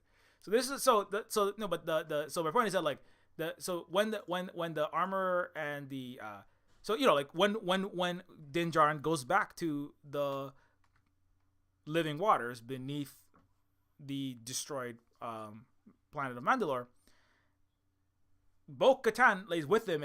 Bo-Katan goes with him because she's like, Din, you will never find this place without my help, so I'm gonna come help you, right? And Bo is like, this is kind of ridiculous. You're kind of backwards. Sometimes I feel like that talking to some of the elderly relatives. I'm like, oh my god, why are you saying that? We're gonna go back to like absolute monarchy or something really weird and back. Like, oh, the Hawaiians did, they didn't, we only ever planted kalo. We never got past it. We have to only just plant kalo. It's like, I mean, we do that, but we did other things too, and it's kind of like your way of remembering who we are, right? You Mandalorian who keep your helmet on and you got to go swim in this pond that's, on this, the planet, the people thought the planet was destroyed, but you're going to go swim in this water and that's going to fix your taking your helmet off. Like, what is up with you? This is a weird cultural tradition that you are adhering to. We stopped doing that like 100 years ago. That's actually like in the lore of Star Wars. Like, where's it? So yeah, in the lore of Star Wars, I can never find the one I want. Yeah, in the lore of Star Wars, the Bo-Katan Mandalorians have stopped doing such things like a century ago, right? It's actually a lot like Hawaii. Oh, like a couple centuries ago, we didn't really do that practice anymore. Yeah, we didn't really just, we didn't, like, there were some, like, we didn't do that sacrificing the people practice. Oh, we don't, like, some of the system of, like, if you go in the shade of, if you stepped on this wrong plant at this wrong time, then you were punished, or you take this wrong, if you touch this rock and not that rock, you're punished. Like in Hawaiian culture, there were some things that they practiced for, there were reasons for it at the time, right? But then, like, knowledge and practices evolved and advanced, and Hawaiians adapted, right? And so Bo is like looking at going, like, why are you still getting upset because you moved that one lava rock, and then you gotta go whip yourself in the back for that? You don't gotta do that anymore. We don't do that anymore, right? But the Mandalorian is like, no, I gotta go whip myself in the back. I gotta go into the water. I gotta go swim with the giant mosasaur. I gotta go drown myself with the mosasaur. Because that's what we do. We swim in the living waters, and then it fixes I took my helmet off rules. I am redeemed now. I am born again Mandalorian, And Bo's like, what the fuck is wrong with you? But anyways, so that's kind of like, that's kind of like, I'm just being kind of funny, but it's kind of like that's kind of like the how it is to be displaced from your own people, where it's like some other groups of some of the Hawaiian, as I said, some of the sub parts of Hawaii that have found a little group, they like there's like in Hawaii there's like the order of like just as an example, one more example, there's the Canoe Club, there's the Hokulea Foundation. Now some people have problems with the Polynesian Voice Society, and some of them, like all the relatives in the Pacific, have legitimate concerns, right? A lot of Hawaiians are like, hey, Hawaiians, why are you joining the U.S. military? Please stop joining. I mean, it's like, they're like, well, I'm just trying to serve Hawaii. Hawaii's part of the U.S. It's like, and it's not that they're like bad. It's just like, it's kind of like my parents. Well, I mean, you're deeply brainwashed. You don't really know what the U.S. did to us, and you don't know what they're still doing, right? And so and just another, there's like the order of Kamehameha, and so these people. The Order of Kamehameha, the Royal Order of Kamehameha, is an order of knighthood. So it's very in that sense, it's very Mandalorian-esque, right? Established by Kamehameha in the 5th in 1865 to promote and defend sovereignty of the Kingdom of Hawaii, right? And so the Order of Kamehameha still exists today, right? And they have their particular way of trying to preserve Hawaii under the ongoing genocidal U.S. occupation and destruction of our homeland, right? And some people, within the Order of Kamehameha, they don't always see eye to eye with everybody outside, right? Just as another example this is a concrete example of how, like, this is actually kind of how, U.S. and Western genocided cultures and destroyed places continue their self. Even if Hawaii was together, not everyone in Hawaii, even in the 1800s, saw everything exactly eye to eye, which would be very strange. If any culture that is so monolithic that everything has to be exactly identical, well, that's probably a fascist country, like, I don't know, the United States, where everybody has to look exactly the same and be, even though they say we have diversity, not really though, because y'all have to, have your American capitalism, have your American, everybody desires to maximize their Americanness so that they can make the most money and get the most proximity to whiteness, which is why Disney keeps casting light-skinned, phenotypically Euro-looking people, because they say there's diversity, but mostly they're just tokenism, and what you want to be is a white Christian cis man, and that's why most billionaires that are all headquartered in the United States are that for the majority. So if you have any culture that is is, obviously the Nazis were a deeply monolithic culture that only one way. Christianity is a fundamentally annihilatory, genocidal Western Christianity, which is about going around and forcefully inserting itself into every place and making you all our imperial religion, which is established by the Roman Empire, which was the predecessor of the United States Empire, which is going the way of the Roman Empire now. And so similarly, so places should not have, any place is gonna have a diversity of ideas and opinions about everything, right? Which is a normal thing. But of course, but then of course there are some things that are uniting, like they have language, they have certain practices, they have history that unites the people and the place, right? And so similarly, the Mandalorians, right? They have different practices. Some of them have like the keep the helmet on. Some of them forge armor in one way, and other ones, don't.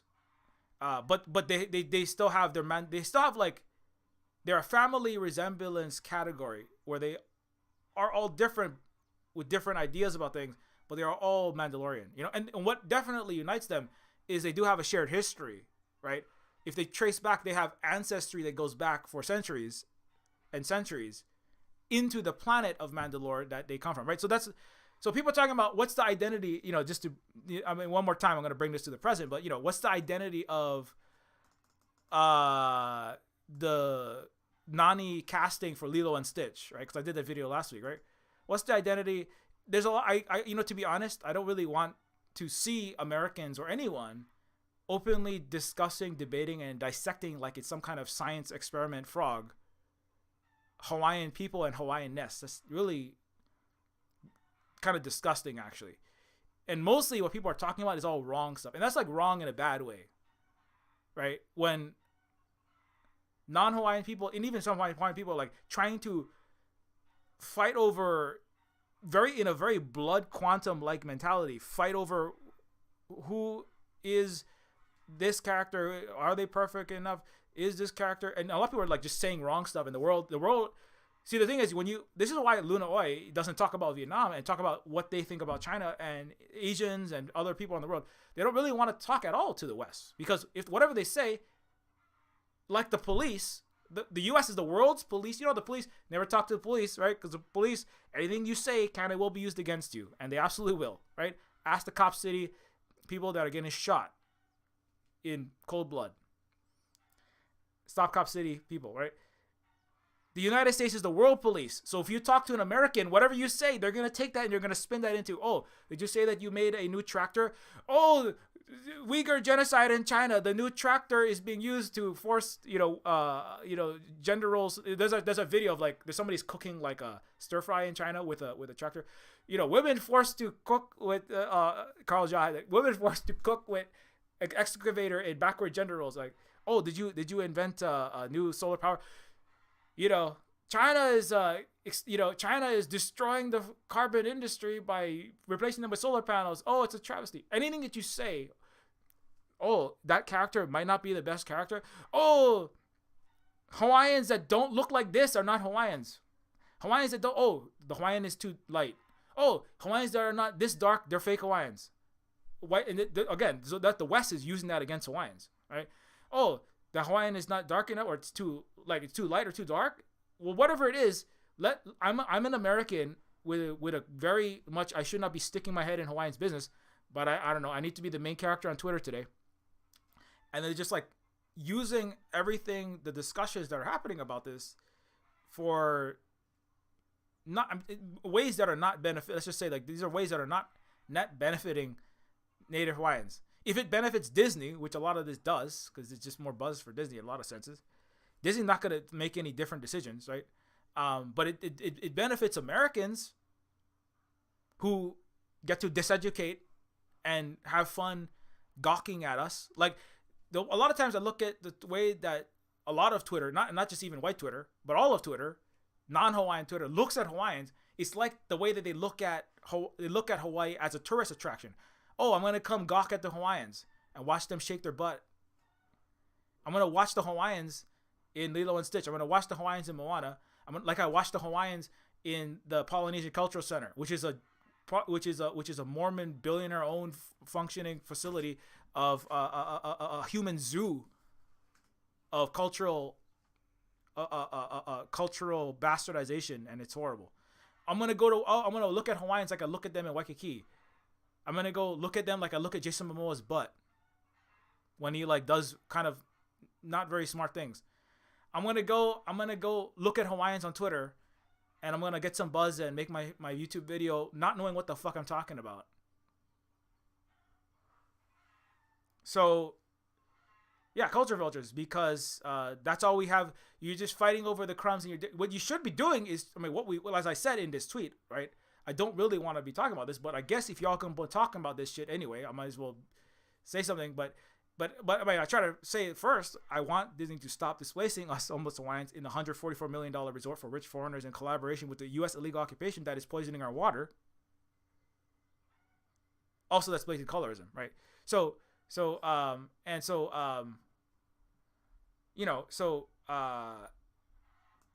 forgot where I came from that, but so the internal, but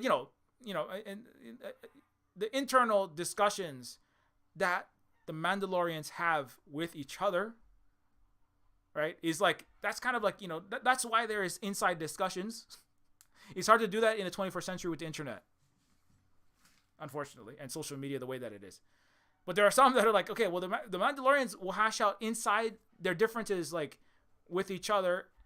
Are we going to wear helmets, or are we going to not wear helmets, right? It'd be like if the Mandalorians had a galaxy net. There was like Galaxy Itter, right?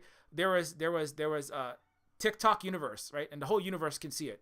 And everybody's like making TikToks about like, oh, Mandalorians who don't wear their helmets all the time, they're fake Mandalorians. Oh, and the other people that are not Mandalorian, like, oh, this Mandalorian is like, they have this kind of armor. Well, they're the fake Mandalorians. And watch my YouTube video about the Mandalorians that I know nothing about. Now that's if there were an actual real culture, not an imagined George Lucas fantasy, right? And it's like, that's not really stuff. That's not really your place to be saying this kind of stuff, And also, because part of it is, the complicating factor is when the culture itself, when the Hawaiian culture itself is so deeply genocided, so deeply erased, so deeply beaten down, right? As I've already elucidated, right? When we're trying to remember who we are, we don't need the rest of you and your empire and you really diseducated people intervening, confusing, and distorting our own bad memories even further with all your bullshit. What you should be doing is you should be supporting us by getting your U.S. military out of Hawaii. You could do that. I mean, maybe America, we can have some democracy one day and stop being run. 99% of all your legislation and everything is run by 1%, less than 1% of people. I mean, the French are getting closer to it. They still don't have a democracy, though. But America is way behind. So that's why, if you really want to help Hawaiians, don't fly here. Don't vacation in Hawaii. 75% of all Hawaiian businesses don't rely at all on tourism. And most settler, colonizer, capitalist businesses and imperial businesses benefit from tourism. So that absolutely don't do that. But you want to help us, what you can do is you can donate to my Ko-Fi or my Patreon to help me keep doing this, that I'm trying to educate the world and educate even internally Hawaiians, and organize and do land back actually at the Silver Spoon Cooperative, which is a non-capitalist native Hawaiian run actual business. You can do that. Or you can support other Hawaiian movements and organizations in Hawaii, like Purple Wild Water Protectors, etc., right? But don't fly here. But the number one thing you can do is stop your empire from making us collateral damage to your empire, and that is your empire. Or why don't you or disaffiliate from the United States and be part of the whatever tribe whose stolen land you are on. So make a choice though. Stop being a coward American ostrich with your head up your ass. If you're an American, then you have a responsibility to deal with your empire. That's your empire. You're a stormtrooper. Or you are figuring out what you're gonna do. Or you can figure out who you are, and see what's up in the Europe that you came from. I mean, and that's going to be a lot of fun because you're all freezing and starving in the dark over there with your Nord Stream blown up in your ridiculous proxy war, being a vassal of the United States Empire. So actually, if you went back to Europe, you're still in the U.S. Empire, because Europe, as Yanis Varoufakis says, is worse than a vassal of the U.S. Empire. You're all in the U.S. Empire, all of Europe. So anyways, that's extra. That's Silver Spook bonus mic drop though.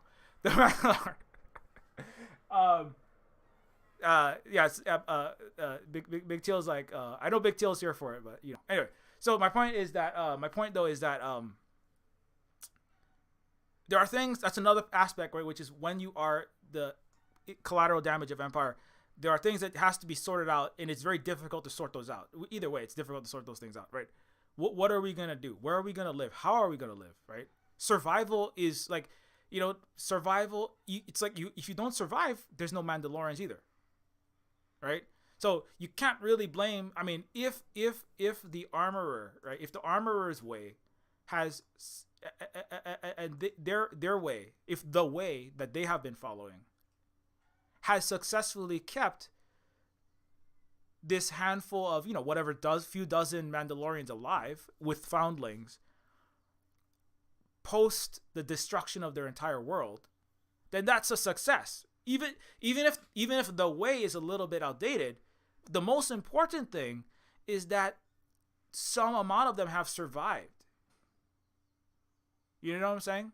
I mean, it's not just about, maybe more of them could have lived if they just all joined the Empire and became stormtroopers. Yeah, no shit. No shit. That's a lot of, but then they'd all be Imperials, right? Like Hawaiians that joined the U.S. military and put their hand over the heart, and like my parents. Yeah, I mean, there's a lot of people like don't really understand what genocide means. People think genocide is when Hitler.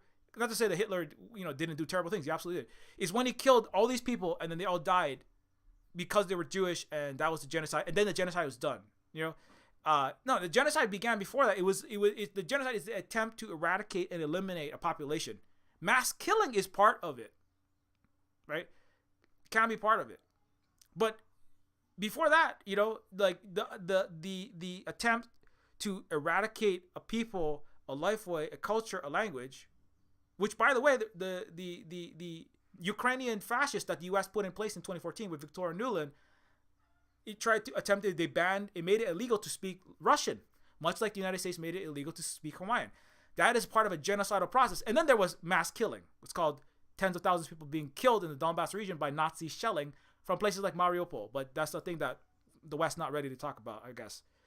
Although, everybody loves to stand and Sig Heil Adolf SS on Reuters yesterday. They love Adolf. The liberals, they just love their Adolf. It's really funny. It's really entertaining. What level of cognitive dissonance is the West prepared to tolerate to keep backing their Nazis? All these liberals, and a lot of them are Jewish liberals that are backing their Sig Heiling fucking Nazis. It's amazing stuff. But genocide doesn't begin at mass killing. Genocide begins at it doesn't really begin at any one point, but the genocide has already occurred when you have the mass, the attempt to eliminate culture, language, to make condition. There's a UN specific definition of genocide. I have it in my thread here, right? The UN specific definition of genocide, which is not necessarily the be all end all, but it's a very important one. And I lost it, but the UN definition is basically that is when you make the conditions of life for people, right? When you attempt to eliminate the ways, the languages of a people, like the United States is doing this year with little children like this, right? Stopping this child from speaking Hawaiian. They didn't kill the child. They just trying to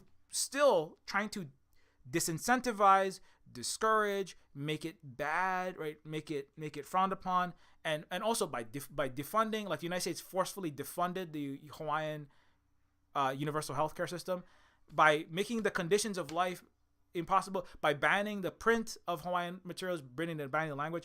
All of that is part of the process of genocide, right? Brainwashing, erasing history, right? Forcefully educating people in the language of the colonizer and in the fraudulent history of the colonizer, which is what the U.S. did, right? All of that is part of that process. So and then it's also by disincentivizing returning to your way, right? Like I said, by beating you up or sometimes killing you. But the best, most efficient genocide is to incentivize indigenous people to leave. It's part of what Reservation talks about. Leave your culture, come to California, be an American, join the military, make a lot of money on Wall Street, be an American because your culture sucks. That's one of the best ways, right? you didn't have to expend a lot of resources. And the indigenous culture that was very successful slowly erodes until there's just, a handful of people left, and then maybe none. Every day, every month or so, at least one indigenous culture is eradicated by the United States and the West. In the Amazon, they're dying like weekly, sometimes. Maybe not quite weekly, but there's the anthropologists actually noted this is the last speaker of this particular language in this region of South America, and now he's died. So genocide is an ongoing process, and the U.S. backs Bolsonaro and the fascists in Brazil. So the U.S. is also responsible for that. So you pull people out of their culture. You pull people out of their culture. You disincentivize them practicing it. You give them the means and the desire to join the U.S. military, which is the empire, right?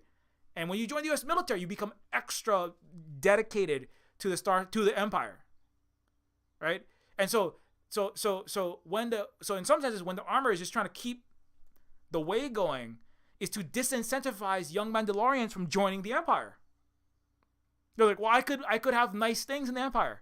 They actually bring that up in one of the episodes, right? In one of the episodes of the Mandalorian season 3, they actually bring up, the empire. Let's see, Mandalorian season 3. What is that character's name? That is the Coruscant. What was that traitor? The one that worked with. Yeah, the doctor. Yeah, Coruscant doctor. There's one part where there are former Imperials, right? This doctor and this other character, and now they are being rehabilitated in the New Republic, right? Because they have fallen. They work with people like Moff Gideon, and they're ex-Imperials, and now, right? They are being re-educated in and being rehabilitated from their Imperial ways. But they keep on looking back and thinking back. Wasn't it nice? We had really nice food. We had really nice facilities. Lots of things were better, right? We had lots of things that were better. But that's the way. But and this is a different. So the Republic and the Empire, it's not the same as indigenous culture versus the colonizer culture. But the way that they think about it is like, in the Empire, you get paid more. In the Empire, you don't worry for your safety. You yourself, right? In the Empire, it was lots of benefit. I mean, I actually like that part, because that's how real Empire works. Empire doesn't always work with just like, and then you just get beaten to a pulp because you didn't cross your T one time. The United States Nazifies and Stalin encodes all of its, which is not, it's just the way the U.S. sees the Soviet Union. The U.S. It Soviet codes and it Nazi codes all empire in its fiction to make the rest of the world, it's part of the propaganda, to make the rest of the world believe that it's the one fighting empire when it's the one that is the empire, right? So it's actually like, when empire is more revealed the way that it actually functions, which is the United States, where, I had so much apple pie, when I worked for the empire, it was so much apple pie. When I worked for the empire, I made so much money on Wall Street. When I was a captain in the military, I got a GI Bill. It was so great. When I was in the empire, I got to go and see lots of nice places, right? And they're like remembering how great it was to be in the empire. And like, that's actually how real empire functions. That's like closer to how the real world empires function, certainly in the last 80 years. It's not like, and then you get beaten until you keep shooting your stormtrooper gun. That's not how it works. It's like, join the empire, get your college paid for. Join the empire, defend freedom and democracy and human rights. Join the empire, right? Stop evil Chinese people. Join the empire, fight the evil Russians. Join the empire, stop the evil Muslims from blowing up New York City. That's the recruitment for the empire. And make a lot of money. Make a whole fucking lot of money in the empire. The empire is about making a lot of money. It's what it's always been about. It's never really been about anything other than that. The Romans had their own equivalents of billionaires. They had their own insurance scams on the burning of Rome to collect on their financialized their financialized oligarch-based capitalist economy. The empire has always been about making a crap ton of money, absorbing the entire planet's resources in, and mass diseducated, disinforming, and brutalizing everyone outside. And inside the empire, it's make a lot of money in Rome, make a lot of money as a stormtrooper. Get to be a Roman. When you come back, you can go, get a job in a revolving door in the Roman Senate. You can work. You can be a Roman Lockheed Martin executive. You can have a career doing plays and movies, the Roman plays with the equivalent of Hollywood Disney movies that justify the continuation of the Roman Empire. And then everything that isn't Roman is bad, and everything that is Roman is good. And you should all of you in, what is this, backwater Britain? Britain is a shitty place, right? You should all want to come to Rome. And then later on, Britain is like, we're the best place. And everyone outside of Britain, oh, what are you? What are you? Indian? What are you? Native American? What are you? Native African? You should all want to be British. You should all come into Britain so that we can enslave you.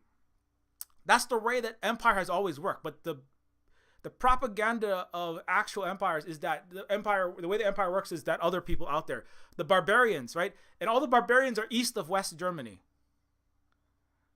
right? I'm not saying that there were never people that invaded anyone east of West Germany, but I'm saying like when in the present where they're still using like Putin is Genghis Khan. It's like no, that's the imperial propaganda. Anyway. So, but anyway, but the way that the empire, the way that the people who are former imperial remember the empire, I think is very interesting as well. And that's the way, it is the way that people like Mandalorians might be pulled into the empire. Not that all the Mandalorians were killed. I mean, now this is, I'm reading my experiences under the U.S. Empire into the Star Wars white man fantasy land, because it's George Lucas's white man fantasy land. That's what it is. That's what the Mandalorian is a part of, right? This is Umphalo Skepsis staring at my navel at Burning Man. You know what I'm saying? While you're trying to build a Millennium Falcon in a desert with no possibility of ever being 100% zero carbon footprint, which is what they have now discovered. If the Burning Man is not going to happen anymore. That's how you know the U.S. is over, and the Star Wars dream is over. Star Wars was just a bunch of CIA propagandists wanted to make a movie about using desert peoples like the Mujahideen and Syrians and Iranians against Russia and China. That's all Star Wars. Star Wars was the sci-fi version of Lawrence of Arabia and the West getting up inside of Palestine and getting up in the Xinjiang region so that they can destabilize their actual target. That's what Star Wars. Star Wars is the kind of like the imperial propaganda residue in a science fictional sense of what Dune was trying to do, which is basically the science fictional justification for eternal proxy war by planetary capitalists against communist rivals. That's what all of it is. But the Mandalorian character, the way I'm reading it, is that it is many of them may have joined the Empire. Many of them joined the Empire rather than die. The ones who didn't join the Empire, who really, really, really refused to join the Empire, fled and went underground, right? It's very important.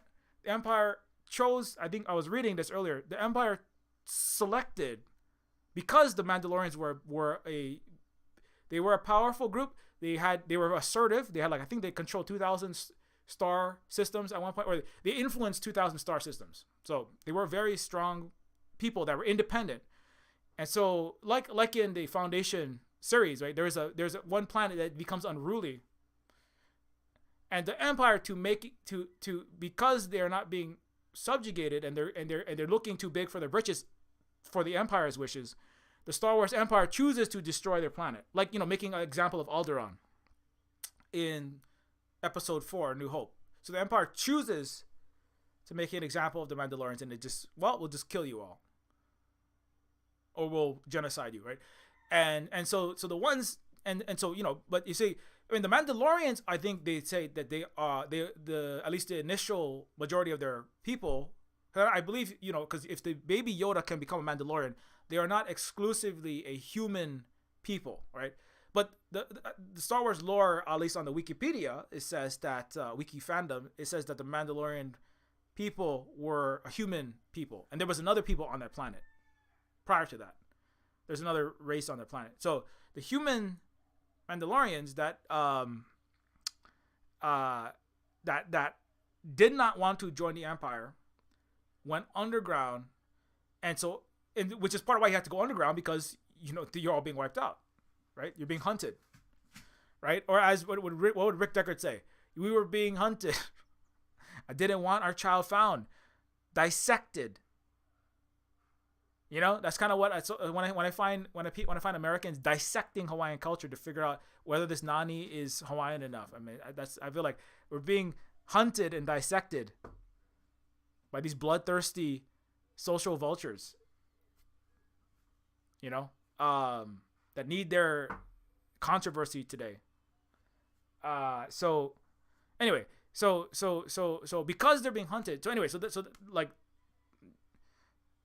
they're underground, not because they're the only they lived, but it's because they did have someone that they had a choice: join the Empire, or go into hiding, and try to continue your ways in secret. And so you see, so it makes a lot of sense too, where now that the Empire's the Moff Gideon Imperial group is gone, at least at this point, that's what they think in the series. The armorer then says to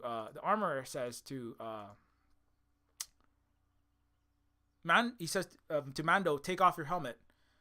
Oh, sorry. So it says to Bo-Katan, take off your helmet. Now we must come together and unite to build a new home and to try to rebuild our home planet. So very important though. Do you see what happened there though? After the ends of the Imperial occupation of Navarro, then the rebuilding, right? Then we can come out of just trying to survive and hiding to begin to rebuild our people and our culture and unite, right? So that's very important. So if as I said, if you accept that, if at least you're listening to what I'm saying about how Hawaii and our situation under an Imperial U.S. occupation, right, is very similar to the Mandalorians. It is only the end of the Imperial genocidal occupation, of Hawaiians, like Moff Gideon of the Mandalorians, that the actual rebuilding and the flourishing can really start. And that's one reason why Hawaiians want the end of the U.S. illegal occupation. Not that we think that the U.S. is going to give it freely anytime soon, but they might be pulling back because the U.S. is having Civil War 2.0 inside of its own balkanizing, collapsing borders. But, whatever happens, that's a major reason why, is because the United States does not allow Hawaiians to exist. It likes to say that it does.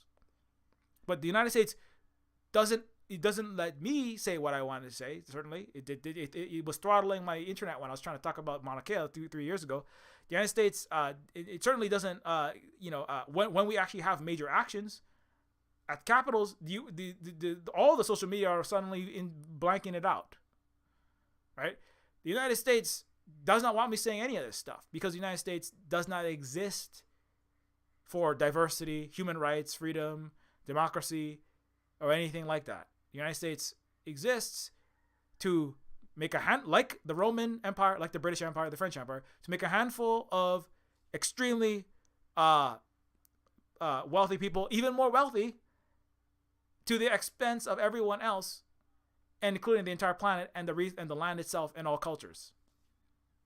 And so the end of that imperial, it'd be like going well, why can't why can't the people colonizing India just be Indian and just be happy? Just be happy Indians, Not to say that the people of India are happy. They still have other problems post-colonialism. A lot of them, the seeds of colonial, left by the residue of colonialism. But this is saying, well, India, just be flourishing. Well, I mean, the British Empire is on our freaking back. It's like telling the Chinese in the Opium War, just stop getting poorer. Stop. Well, the British are literally dumping industrial quantities of this stuff. They're massacring tens of thousands of us if we don't do what they say. They're taking all of our resources. It's like telling enslaved Africans, hey, just be happy, enslaved Africans, just be happy, freedom-loving, democratic, enslaved Africans. I mean, that should be obvious, right? But, hey, indigenous people, just be happy, indigenous people, while we're killing you.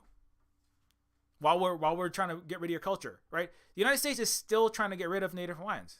I think the United States has done a good job of Lilo and Stitch and Moana. I don't want these movies to be made because they solidify in the diseducated Westerners and especially Americans' mind, right, that the United States cares about Hawaiians, which it absolutely does not. That's why I hate every time they make any movie about Hawaii.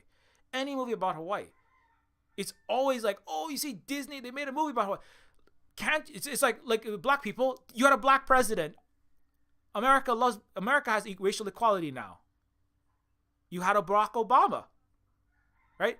It's kind of like things got worse. If you a lot of black people, I mean, I guess it's representation, and that's fine, and that's good. Obama, mass incarcerated and mass drone bombed more non-white people, and made things worse for black people than any other president. He deported more people than Donald Trump. He was the best emperor ever. Obama was the best Palpatine ever because you can get away with so much more because everybody goes, oh, look at that. We have some representation now. Right? If we actually get a Moana with a very dark skin and very Hawaiian phenotype, and that's great and that's fine. That actually might put more people to sleep than wake the fuck up. Oh, well, you got a Hawaiian looking Moana. You didn't get that Euro Moana. You should just be happy now. Oh, look, they recast, a very dark skinned, very wide nosed David for the Hawaiian boy. You should just be happy now. I'm like, fuck that. I don't want that shit. If the American's gonna be like, okay, America, I'm gonna go to Hawaii and do tourism now. I'm an American of black, white, or any color, brown. I'm an American. I'm going to fly to Hawaii for tourism at Disney Aulani because Disney's based now because they put a dark-skinned Hawaiian in Lilo and Stitch. If that's the kind of seems to be y'all's attitude. I'm like, fuck, I don't want any movies. That's why I said there should just never be any Disney movies. Disney was the basis for the entire American empire. Everywhere Donald Duck and Mickey Mouse said its ears down, it manufactured consent for joining the U.S. empire and for cultural soft power. So fuck every Disney movie. I know I'm talking about The Mandalorian right now, but like I said, I wish I had something else to fucking talk about. But there are no authentic Native Hawaiian funded and acted and written and produced movies about our actual story. We have lots of stories. Pele, we have Kamapua, we got all kind of stories to tell. I got all kinds of stories to tell. There are no authentic Hawaiian stories that are received by mass global audiences. Only Disney bullshit. So people are like, oh, Silver Spook, what do you want? It's the best we can do. No, Disney is the best we can do. That's like saying that Twitter is the best we can do. It's a dying, sinking stock that is like overcharging $8 and is like falling apart. No, TikTok is better than Twitter. I mean, I'm on Twitter, and I can tell you that TikTok is better. I don't even use it that much. Okay, Disney is not the best we can. Disney is the best. That's like saying that capitalism is the best that people can do, which is the attitude of Winston Churchill and his Anglo-Saxon relatives in the United States. But those are garbage, dumpster fire, mediocre, colonizer, terrible, Nazis. Actually, Elon Musk is full-on eugenicist with his Reddit Nazi friends that are talking about breeding the most intelligent, beautiful people. Right? Remember that Mr. Brony Nazi that is over there in every news media article being celebrated by The Guardian, the BBC, and the New York Times. We're gonna breed perfection. Like liberal Jewish run newspapers are like, we're gonna breed perfection with our Reddit bronies. What the fuck are you all smoking? Jesus. Okay, anyways.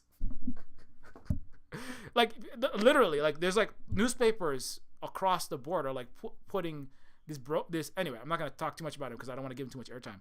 There's this couple that is talking about they're mass procreating. They're making lots of children. Now the guy's wife says she can't stand sleeping with him.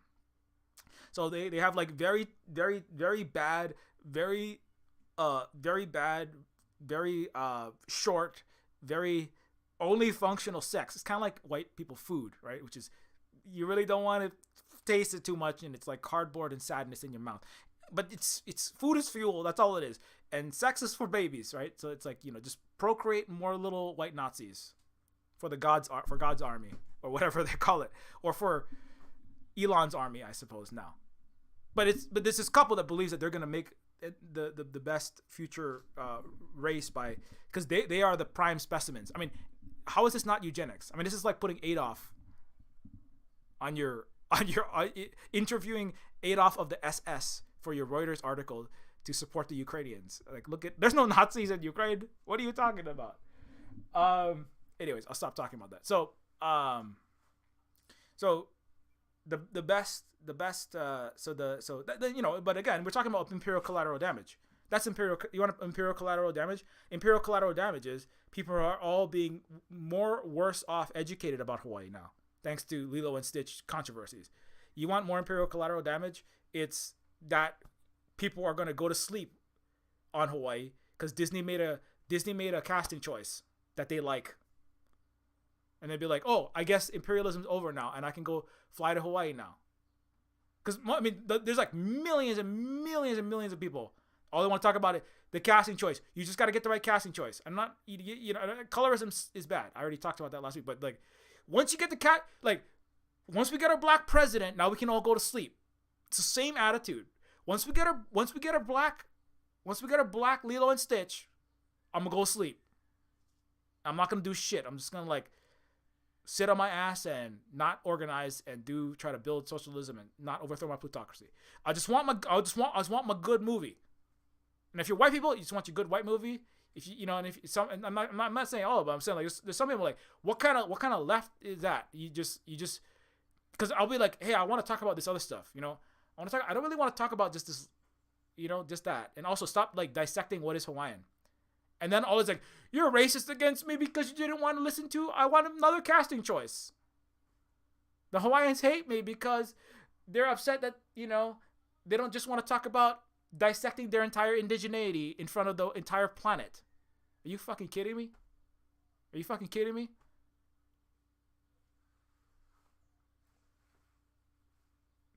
So anyways, I don't want anybody talking about, anyway,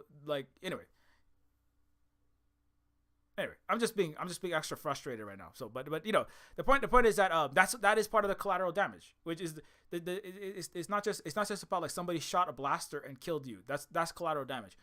Somebody bombed you and that blew you up. That shouldn't be made light of. That's terrible. The collateral damage of all of the people of Korea and Vietnam and people in Afghanistan, these are all, like, they're all right around China. You take a look at a map, okay? There's to prevent the spread of communism from the revolutionary hub of Beijing. That's the words of General Douglas MacArthur, right? It is to stop the spread of the opposite of capitalism, right? And so that's collateral damage of the capitalist United States empire. It's important to point out. And none of those people deserve that, but that is what happened. And so anyways, okay. But anyways, let me just finish this up. So it's 1:13 already. Okay, so let me see, was there anything else I wanted to touch on? Living waters. I think there's something else I wanted to say about the living waters in the Mandalorian's home planet. Okay, so in the context of today, Navarro could be also another metaphor. Well, we'll come to that one, but this is an indigenous experience in Asia Pacific diaspora experience. The living waters, another because in the living waters. Okay, so when they go shit, I got too many things open. Not these people. Where's my living? I'll just look for it. So in the living waters, right? In the Mandalorian, which is again a water, pool of water. It's kind of like an aquifer. You know what I'm saying? It is waters that are beneath the surface, deep beneath the surface, where a mythosaur, a giant. Actually, this almost feels like you stole it from Hawaiian culture, but Because there is a giant lizard, the mo'o specifically, that defends the vai. The vai is the fresh water. The living waters. Water, Ola Ika Vai is the Hawaiian for water is life. That's what we say at our water protectors when the U.S. military, we're having mass demonstrations and blockades who try to stop the U.S. military from destroying our water with PFAS and jet fuel in our poisoned water supply. We say Ola Ika Vai. I mean, maybe it's, maybe, I mean, George Lucas literally said, I took the Miwok indigenous people in California and used them as a stand-in for the Ewoks. He literally said that. So I wouldn't put it past people who made Star Wars. But the water is life. The kai is the salt water, which is not to say it's dead, but kai is water that is plentiful, it's everywhere. But vai is the water that gives life to the plants and to the food that we need to eat. And we drink it, we live. You can't drink the salt water of the ocean. It's important, right, to nature and to the cosmos, but the vai is the specific fresh water that springs from the ground. In like when you go to Waikiki, you know what that means? Waikiki means the jumping water. Vai is fresh water, and kiki is the jumping, right? So when you're going to Waikiki, now it's not Waikiki anymore because the United States dredged it all, they altered it, they put a giant dirty canal, and they made tons of money selling overpriced tourist vacations, bastardizing Hawaiian culture and making us all homeless. So Waikiki is the water of death now. But the United States is a death country. Ask Hanani K. Trask. So, but in Waikiki, right? In Waikiki, it used to look more like this, right? Because it was a place where fresh water would spring from the ground and it would bring life. It was very productive. There were taro patches, there was banana, there was all kind of things there, right? And now it's a dead place with dead culture, and billionaires can take their trophy wives, and when they're not shopping for Chanel and Saks Fifth Avenue, they can stick them inside of a penthouse. And the rest of the year, it's unoccupied as a global pyramid scheme by putting all of the world's fiat currency inside of overpriced real estate in places like Waikiki or Toronto and New York. But anyways, so the fresh water, the jumping fresh water, that's what it actually means. And so anyway, so the water is the living water. So this is, I don't know. I don't know if this is what was meant. It's probably not. But the living waters in which and so the giant lizard lives. Just I'll give you another example. So Solomon Enos is an artist, a Hawaiian artist. See if I can find the mo'o. The mo'o lelo is stories, but yeah, the mo'o in Hawaiian culture. And Solomon is one of the people who drew. I was looking for him because he drew lots of these. So the mo'o are shape-shifting lizard spirits in Hawaiian mythology. They often take forms of monstrous reptiles, sometimes tiny geckos, but a lot of times they're really big lizards. They were revered as almakua or family protectors, and they could have power over weather and water. They are amphibious, and many fish ponds in Hawaii were believed to be home to the mo'o. When a mo'o dies, its petrified body becomes part of the landscape. The mo'o were mythological beings, right, that were thought of as defenders of the water. They were, in a lot of ways, they were like protectors of the ecosystems of the fresh water, because the fresh water is very important, and they were really like the spirit, almost like the spirit of the land as well. As when they die, they would become petrified parts of the land. There were giant stone. There's a giant stone like in the back of Kalihi Valley where I'm from in Oahu, and this huge stone has a particular shape, and it looks kind of like the face of a lizard. And so and my brother is one of told me about this, is that some of the Hawaiians believe that the stone, this huge stone, is the nose of a massive mythological lizard, the mo'o, and the entire mountain ridge on the back of the valley is the lizard's back, and it goes all the way down to the ocean. So it's a massive multi-mile long lizard protector of the vai, the water is petrified and is here in the mountain now, right? So the mythosaur that is in the living waters, the life-giving waters in Mandalorian. I mean, that's like it's so. I mean, it's like I feel like somebody was just reading some Hawaiian mythology pages and they just stuck it in there. But I mean, I could be wrong. I could just be like, it could be just it's not only Hawaii that has that. It's this thing in a lot of Austronesian, Pacific Kanaka Moana, or the people of the Moana of the ocean, have similar stories. But it's very, very, very, very much. It's very similar to what I was thinking of. But anyway, so my point is that like, so the other thing I wanted to say about the living waters was like, the living waters were believed to be dead, and so that nobody could go into the mines, right? Nobody could go into the mines beneath the surface of Mandalore. It was the air was unbreathable. Even Mandalore was unbreathable. Nobody could go there. Everyone's like, it was kind of a story to make sure nobody went back there in some senses, right? You could see that people would kind of tell the foundlings and the young ones in their own culture, don't go back there because it's dangerous. It's kind of like parents going, ooh, if you speak Hawaiian, if you try to go back to your culture, that's dangerous. If you try to remember old Hawaii and you question America saving us, that's dangerous, right? The air is not breathable. The truth about Hawaii is unspeakable. That's part of the genocide. Is these blockages are put in the way so that if you try to remember past this point,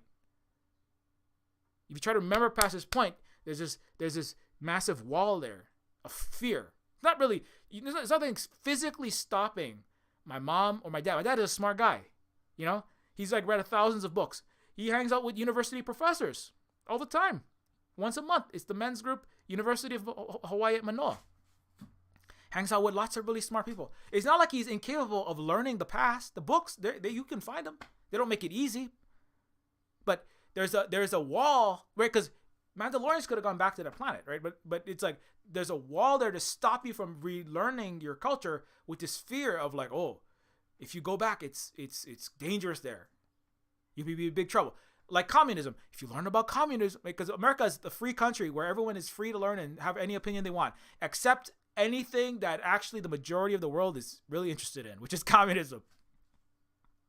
So and socialism and anything like that, because that's evil, bad stuff. But there's a wall there, right? Oh, if I learn about communism, socialism, I could never work again in America. I might be part of the McCarthyite scare. I could be an evil communist collaborator. I mean, if it's so evil, if it's so bad, wouldn't you want to like learn what it is, so you can like understand how to fight it, or how do you know that it was so evil?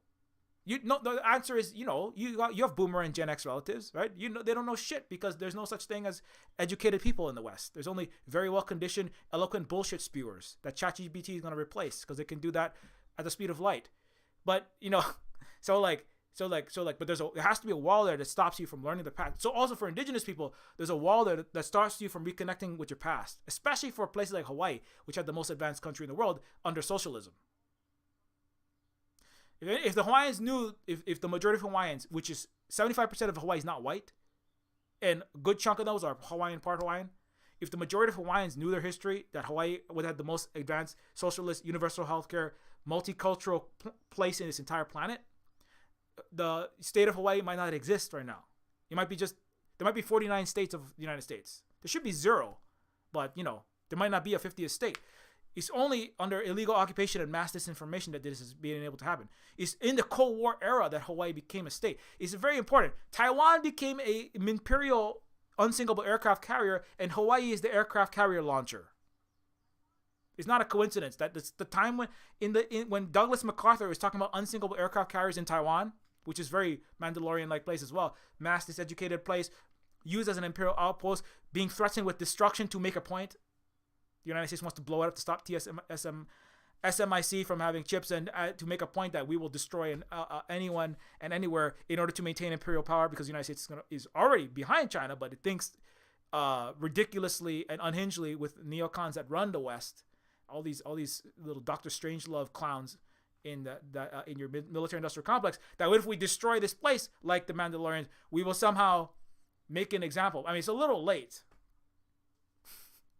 It's a little late for the U.S. empire to be playing this ridiculous game. But similarly, Hawaii and Taiwan and all of which is not, in the global context, it's very obvious. You look at a map, it's very obvious. But That's scary. We don't want to talk about that because maybe you're an Asian spy. We can't talk about that because maybe you will work for you're a Soviet and there might be like a communism symbol underneath your hat or something, and John Wayne gonna come for you. That's my family. That's part of it. Anti-communism, anti-indigeneity, anti-Hawaiianness, anti-Asianness. Be as white as possible. Be as American as possible. Being more Christian is better. You be more Christian, right? Like Mexicans were like, never speak any Spanish at home because Mexico had some different opinions than America. You better be when Mexicans in America, the Boomer and Gen X generations, like only be as white as you possibly can, and then you might become like Martin Sheen. Throw away your Mexican heritage. In fact, throw away all of that. Just become Martin Sheen. Never mind the fact that you are actually from Latin America. Just be as white as possible. Be as white as possible. Be as American as possible, because American is the best thing ever. And that's a good example. Martin Sheen was pulled out of his culture into the empire. He wasn't like beaten into being a stormtrooper. He was just like, oh, I want to make a lot of money and have fame and fortune, so I'm gonna throw away my heritage, right? That's real empire. That's how it really functions. So the life-giving waters, though, another way to think about the water is that the water. One of them is a literal, right? Because the United States is poisoning our water supply, right? So let's look at some pictures of the aquifer, if I have not lost them, right? So the U.S. is literally poisoning our fresh water, telling us that it's safe, when in fact, thousands of people in Hawaii are getting sick because the life-giving waters are poisoned by the empire. The Red Hill bulk fuel storage facility, to be exact, with 250 million gallons of underground stored petroleum that has been constantly leaking into under the mines of Hawaii. The life-giving fresh water, some of the sweetest water in the world, or it was until it's full of PFAS and jet fuel, defended by giant mythical lizards.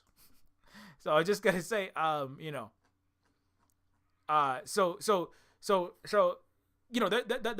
that similarity as well. But anyways, so the life-giving waters are important. But also you can think of it, just if you think of it metaphorically, the life-giving water, the living waters are kind of like the source, the life source of the people and the culture as well. Because water is literally life, right? Because you cannot have food and you cannot live without fresh water, right? Literally. Anywhere you cannot, not just Hawaii. That's why you have water protectors in the Dakota pipeline. Indigenous people all over the place, constantly, especially in North America. It was recently Earth Day. 25% of U.S. and Canada's carbon emissions have been stopped by less than 2% or around 2% to 4% of the population, the indigenous people. So Westerners haven't done shit relative to the indigenous people that do protect the water of life, which also protects the entire planet's ecology. Happy Earth Day. It should be Happy Indigenous Peoples Day, and Happy Shut the Fuck Up, Stop Attacking Inuit People Day, because everyone's attacking Miss Tagak on the social media for practicing, their indigenous hunting practices, which are sustainable, till a bunch of colonizer capitalists showed up. Anyways, Tanya Tagak. But anyways, another way to think of it is you have to kind of like go back, trying to find the source of where your culture came from, and trying to find, because I think Mandalorian, he'd never actually been to his home world, right?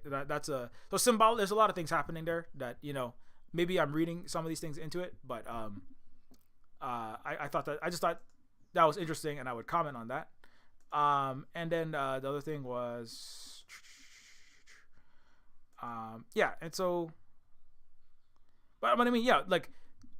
Navarro could be Navarro as a place, right?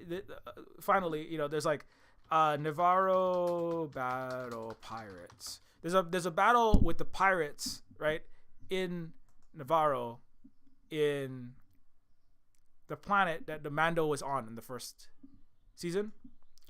And so this fight that they get into, it's also kind of like Navarro in some sense it is very like it is like a Pacific island.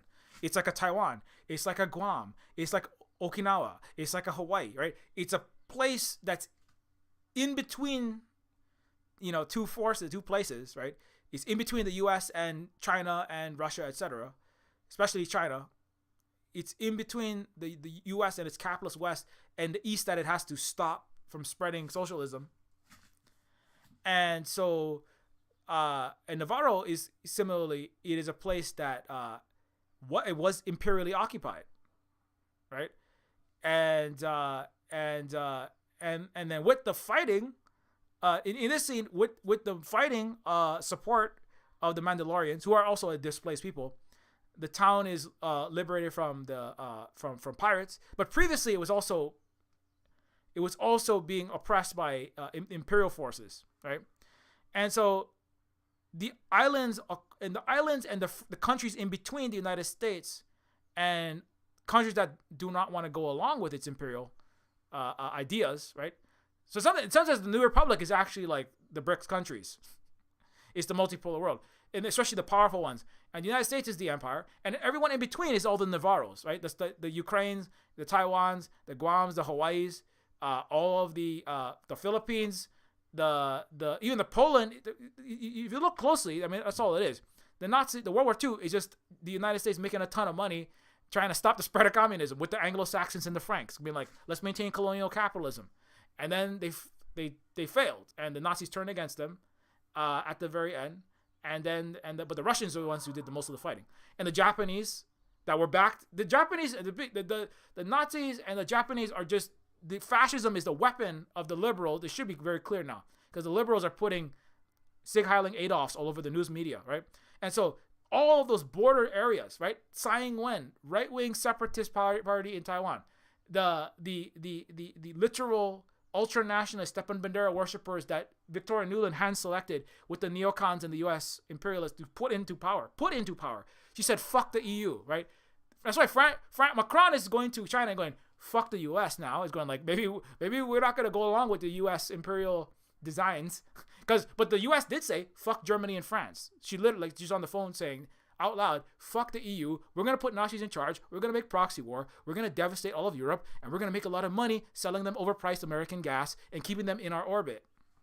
She's on the phone fucking saying that shit. Tony Blinken wrote his own stories about how we have to blow up pipe in 1980s and 90s. Tony Blinken, he's currently in the United States cabinet, neocon, Mr. Zbigniew Brzezinski, grand chessboard player, but kind of a loser player, literally wrote, we must blow up and stop any pipeline, any resource exchanges, and any business between Russia and Europe. He literally wrote that down, then he did it. The U.S. is like, oops, we committed a war crime against fellow NATO members with complicity of Norway against Germany, right? So the thing is, NATO is a joke, because NATO itself, it's like, NATO by now is supposed to fight United States. Okay, a NATO member attacks another NATO member. It's like, right? It's supposed to be like, you're all supposed to join up and defend the NATO members. But it's like, what if the United States, the head NATO member, attacks all the other NATO members by blowing up? Literally, it's a literal act of war. But the Europeans, because they don't have a democracy, they're just a bunch of vassal, neo-feudal serfs at the national level, with their capitalist oligarchies that run every single European country that all work for the United States, because the U.S. is the number one capitalist superpower. They're all just little pawns in this game. They're getting smacked around, and they're all freezing in the dark now. I have a friend in Spain. He's like, 2/3 of my entire paycheck has to go to heating if I don't want to freeze, and I'm in fucking Spain. That's in South Europe. So the proxy, the Navarro is a kind of metaphor for all of those countries that are all around. I mean, especially places like Ukraine, especially places like Germany, Kosovo in the 90s, places like East and West Germany is the very, where there's a lot of violence, especially in the 70s, 80s. These are all the Navarros of the world in between the empire. Places like Taiwan historically was. The U.S. backed the KMT. The U.S. backed the pro-capitalist, the anti-communist forces that receded to Taiwan. But again, very importantly, right? What on the island of Taiwan, Taiwan is not a country. Taiwan, according to the United States' own government, is part of China, right? But the United States insists. But once Macron even says we should have China peaceful reunification. All the Europeans countries are like, no. We want to. What do we want to do, America? What do we want to do? Just tell me. Europe is such a joke. It's laughable. It's very sad. It's kind of embarrassing for them. Really? You got the French president is just affirming. Yanis Varoufakis is a Greek leftist. He's like, all that Macron did was try to follow. Macron just openly voiced, right? I mean, let's put Taiwan on the screen, right? All that Macron did was openly voice what is the United States official government policy and the policy of the majority of the world's countries, which is that China is one China and Taiwan is part of the China. All right. And he said it out loud, and Europe, not US, Europe is jumping down his throat to go, no. That's not true. That's not true. Give me money. I'm not a democracy. I'm just a puppet of America. Because Europe is just full of fucking spoiled ass colonizers. That's all it is, you know? And then, you know, it's who runs it. I mean, the thing is, it's all colonizers, because if they were actually anti-colonial and anti-capitalist, they would have undone all their vassal governments, but they're not. They just like they like America fighting wars, and then Europe takes all the money and resources, and they get living in the nice little social democracy until now, because America's like, well, we don't give a fuck about y'all's little cushy little welfare state no more. We're gonna smack y'all around, take all your gas, and we're gonna sell you 4 times more expensive American gas if you ever get it. We don't give a fuck. So, but the point is that, you know, so when that happens, that's actually France and all of Europe is part of, in some sense, is Navarroized. You're all just fucking cannon fodder, right? The Europeans are ultimately your collapsing industry, your lack of actual basic resources, the riots in the streets of France is because, in large part, because of the lack of the resources that could have been coming out, the extremely high price energy that's causing all the inflation and the lack of the lack of total resources inside of Europe. I mean, not that Europe is not over resourced relative to the rest of the world, but it's getting incredibly expensive very fast. And so the population is like, we can't be putting up with double-digit inflation for years and years, and then 80%? What about next winter? And so now Macron is not a good guy. He's a little weasel banker, you know, that likes to stick his head inside of $50,000 wine. He's a douchebag, but like he also cares for his head, you know. And he's all like, I'm gonna go see if I can hang out in Beijing, you know, because I don't know if I'm gonna have a France that I won't get my head chopped off in. You know, and so like, you know, but he's also like, you know, I would like to. Why do we have to keep going along with this American policy? Why do we have to keep going? It's a good question. Why do you have to keep going along with your American policy? If there is democracy in Europe, and the people are actually being massively harmed by supporting these ridiculous wars and proxy wars and U.S. imperial policy, which you are, why isn't your governments making other decisions? The reason why is because there's no democracy in Europe. It's as Giannis, a European, said, you're worse than vassals. Europe has worse than feudalism. You have, I don't know what you have, but it's like it's Euro barbarism. That's what I would call it. So I'm sorry to all the Europeans, but I mean, you know what I'm saying. You know what I'm saying is true. Search your feelings, Luke. You know it to be true, to quote Star Wars. But anyway, so in the Navarro scenes, when there's fighting between the places that are in between an empire and things the empire is upset with, those places are the ones that are sacrificed and those are the first places of collateral damage. So that's why, you know, Taiwan is being threatened. That's why U.S. is just all day long. It's just trumpeting. We're gonna anti-China this, anti-China that, and then China's gonna invade. China doesn't want to invade. China's not planning to invade. The United States is threatening to start a war with some kind of Gulf of Tonkin, Naira testimony, false flag incident. It thinks that it can get away with something like that so that it can disrupt all of the trade, blow up pipelines, blow up undersea telecommunications cables, just cause havoc and destruction that's going to hurt the planet. It's going to increase global warming. It's going to increase climate change. It's going to kill so many people. It's going to increase global instability. It's going to cause people to starve. Millions will die from starvation and more austerity and more chaos. And it's needless, but it's because the U.S. is an empire, and There is no democracy in the United States, and there never has been, ever, period.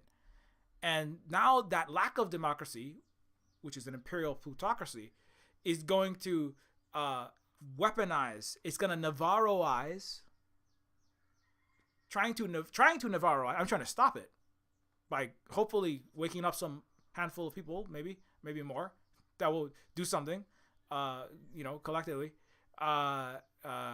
Include me, because if Hawaii is no longer a gas station for a Taiwan war, proxy war, that's going to make it a lot harder. I mean, maybe it might not even happen, right? Maybe the U.S. will just like collapse and it won't be able to fight any wars because it's too busy trying to stop, the southern bloc.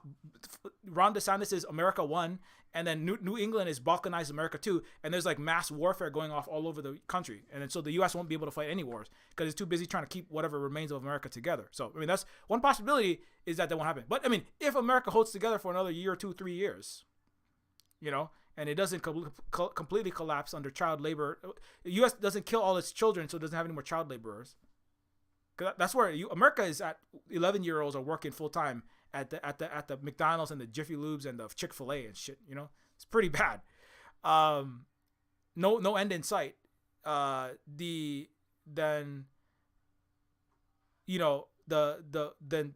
places like Taiwan will be Navarroized or used as a place to wage a proxy war.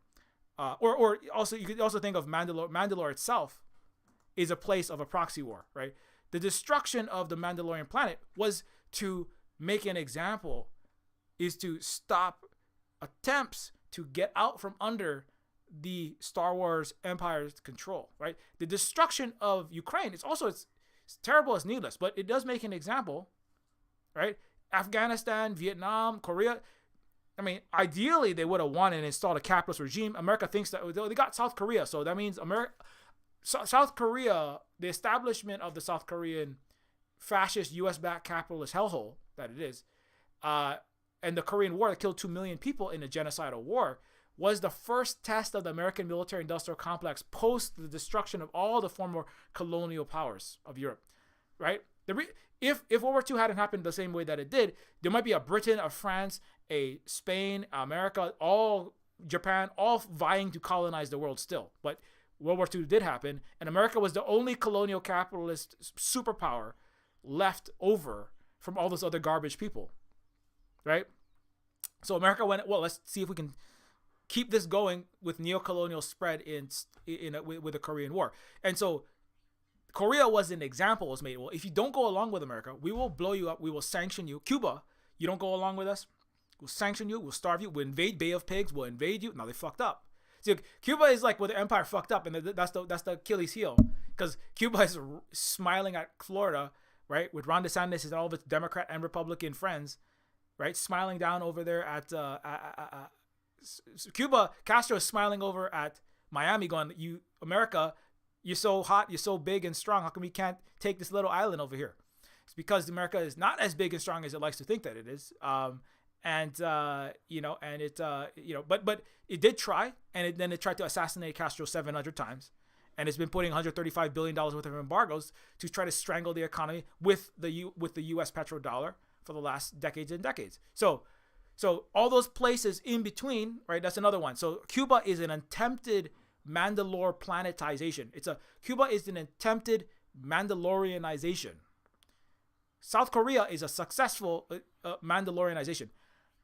The Vietnam bombing into the Stone Age was a successful Mandalorian planetization of the entire people and country of Vietnam. It was bombed into the Stone Age. People starved, millions died, and then more died and suffered, starving to death, birth defects, unexploded mines everywhere. Laos, every U.S. war is a Mandalorianization of a people and a place that did not bow down to the United States capitalist empire.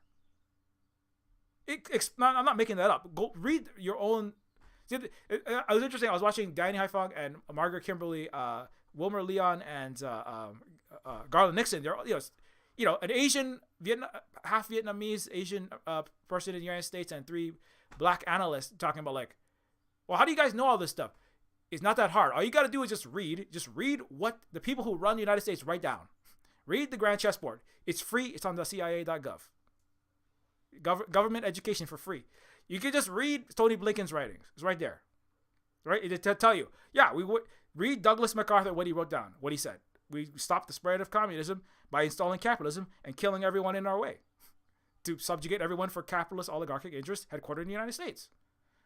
It's right fucking Victoria Nuland. Fuck the EU. I mean, fuck the EU. That's like 4 words. You know, EU is one. 3 words. It's very simple. Very simple. Fuck the EU. US wins. You're all vassals. Period. Right? And then people spend 50,000 words in these novels, and you know, blue check mark. People get PhDs writing thousands and hundreds of thousands of words of bullshit. It's very simple. Fuck the EU. We're gonna take all your shit when we feel like it. You get to be the place that looks nice so that communism looks bad in East Germany for now. And then once we don't need you anymore, then you're going to die and suffer. Because that's who we are. We're the crooks, we're the bandits. We've never been anything but that. The British, the French, the Spanish, and the Roman. And that's the end of that final Silver Spook rant. So anyways, this is all easily accessible. It's not secret. There's no conspiracy. It's very simple. But but there is a wall of fear. There's not a conspiracy, but there's the Great Wall of U.S. conditioning, which is that, like, if you read that, you'll be in big trouble. If you think about that thing, somebody told you that's an evil communist person. That was state-affiliated media. Yay! We don't have state-affiliated media anymore on Twitter because. Anyways, I was like, I kind of feel bad. I mean, I wanted someone to falsely label me Russia, Chinese state-affiliated media. You know, I was like, that's how you know that, you might be saying something actually based. Because if it's not U.S. Western-affiliated media, then it might actually be something true. Anyways, but they don't have those anymore, so I can't be honored with this. I can't be honored with the Chinese state-affiliated media tag. Anyways, so that's the end though. It's already 1:46. In summary though, I think Mandalorian's a good show. I wish, if you could just make a Mandalorian that wasn't Disney affiliated, it would make me feel less, I don't like blame. I'm not saying you can't watch Lilo and Stitch, the first one, or whatever they make, but like I always say, or like I have said, we have to also recognize who is making it, why they're making it, what their motivations are, what is the meta story, what are the total net impacts of this in terms of a planetary geopolitical context, right? Internally, it's entertaining, it's fun, there's action, there's interesting characters, there's cool science fictional stuff. Like even the Disney movies, they're entertaining movies. I would not tell them. I wouldn't say that I can't say they're badly written or badly acted. I wouldn't even say that.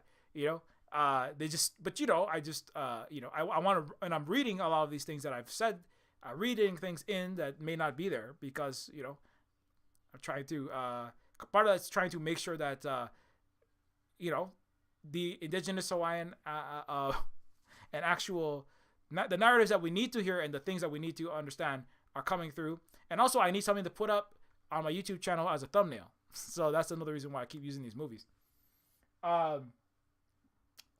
Anyways, but I'm gonna quickly play the Neofeud trailer, and if you appreciate this stream, you found it entertaining, educational, or both, consider supporting us through a direct support through Ko-Fi, Patreon. If you consider, is it worth $1 or $3 or $5 a month to watch some Silver Spook content? Consider supporting us at patreon.com/Neofeud. And now I'm gonna quickly play the Neofeud trailer, which is a game about all these topics ultimately. And it's a Native Hawaiian game that is in a science fictional adventure context, but it deals with the process of genocide, the process of occupation and subjugation of a people, and the problems of racism, capitalism, and colonialism, and the prison industrial complex in a video game. So I'll be right back after these messages.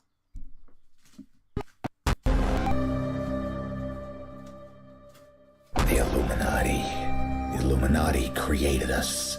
They wanted to build a god with their own hands, and instead they created us.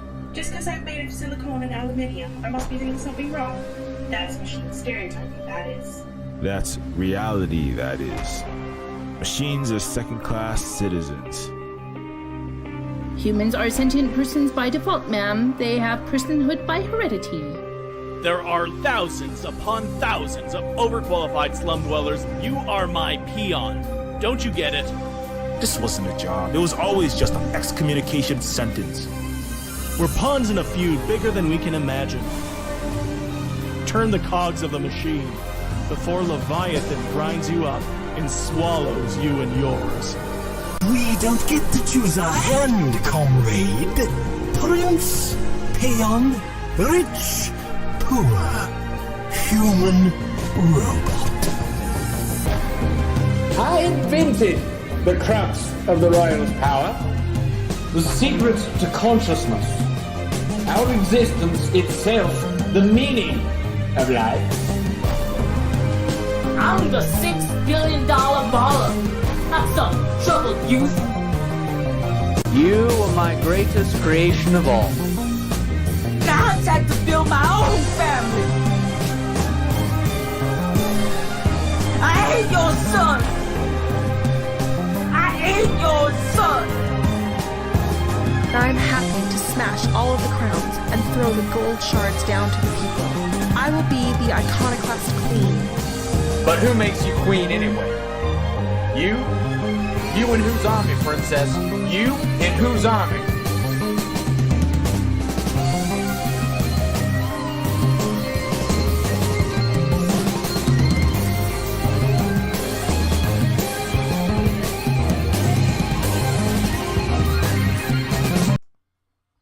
So anyways, yeah, so Neofeud is already out. You can get Neofeud at Steam, on Steam. It is Neofeud is on Steam. It is a game that you can grab there. It is also very much appreciated if you are able to leave even a very short review, because it does help us out in getting the game recognized in the Steam algorithm. And also you can find Neofeud on itch.io, along with other games. So I've talked a lot about science fiction, like Indigenous Star is another science fictional, probably closer to Star Wars because it takes place in space. It is a shorter science fictional game where an indigenous planet is invaded by an empire. That's actually similar to the Mandalorian as well. It's an indigenous people invaded by an empire, and then they resist it. But also, you can also get Decolonizers is about an indigenous Earth people invaded by an empire. So Decolonizers is Earth Mandalorian resistance, where an indigenous place, and actually it has a happier ending than the Mandalorians, because the indigenous people of that place, Vietnam, kicked the ass of the empire. So anyways, also there is I made that game with my friend Luna Oi, who is also a Vietnamese woman from that place.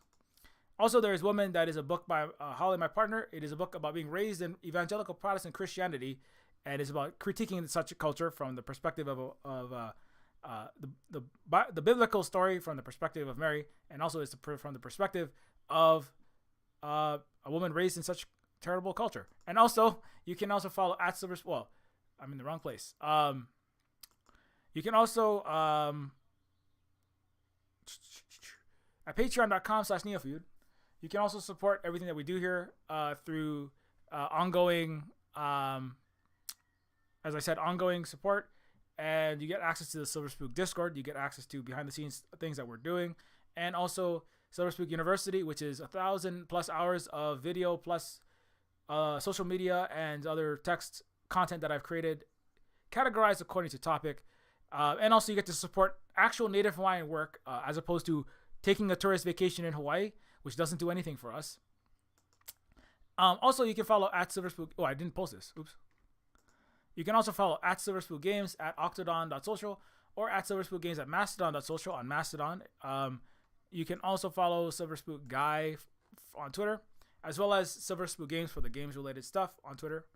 And there's Facebook and Instagram. And somebody brought up, I think somebody said something about Deus Ex. So Terminus Cyberstar is a Deus Ex Total conversion that is based on the Terminus Machina Deus Ex Total conversion that I made a while back.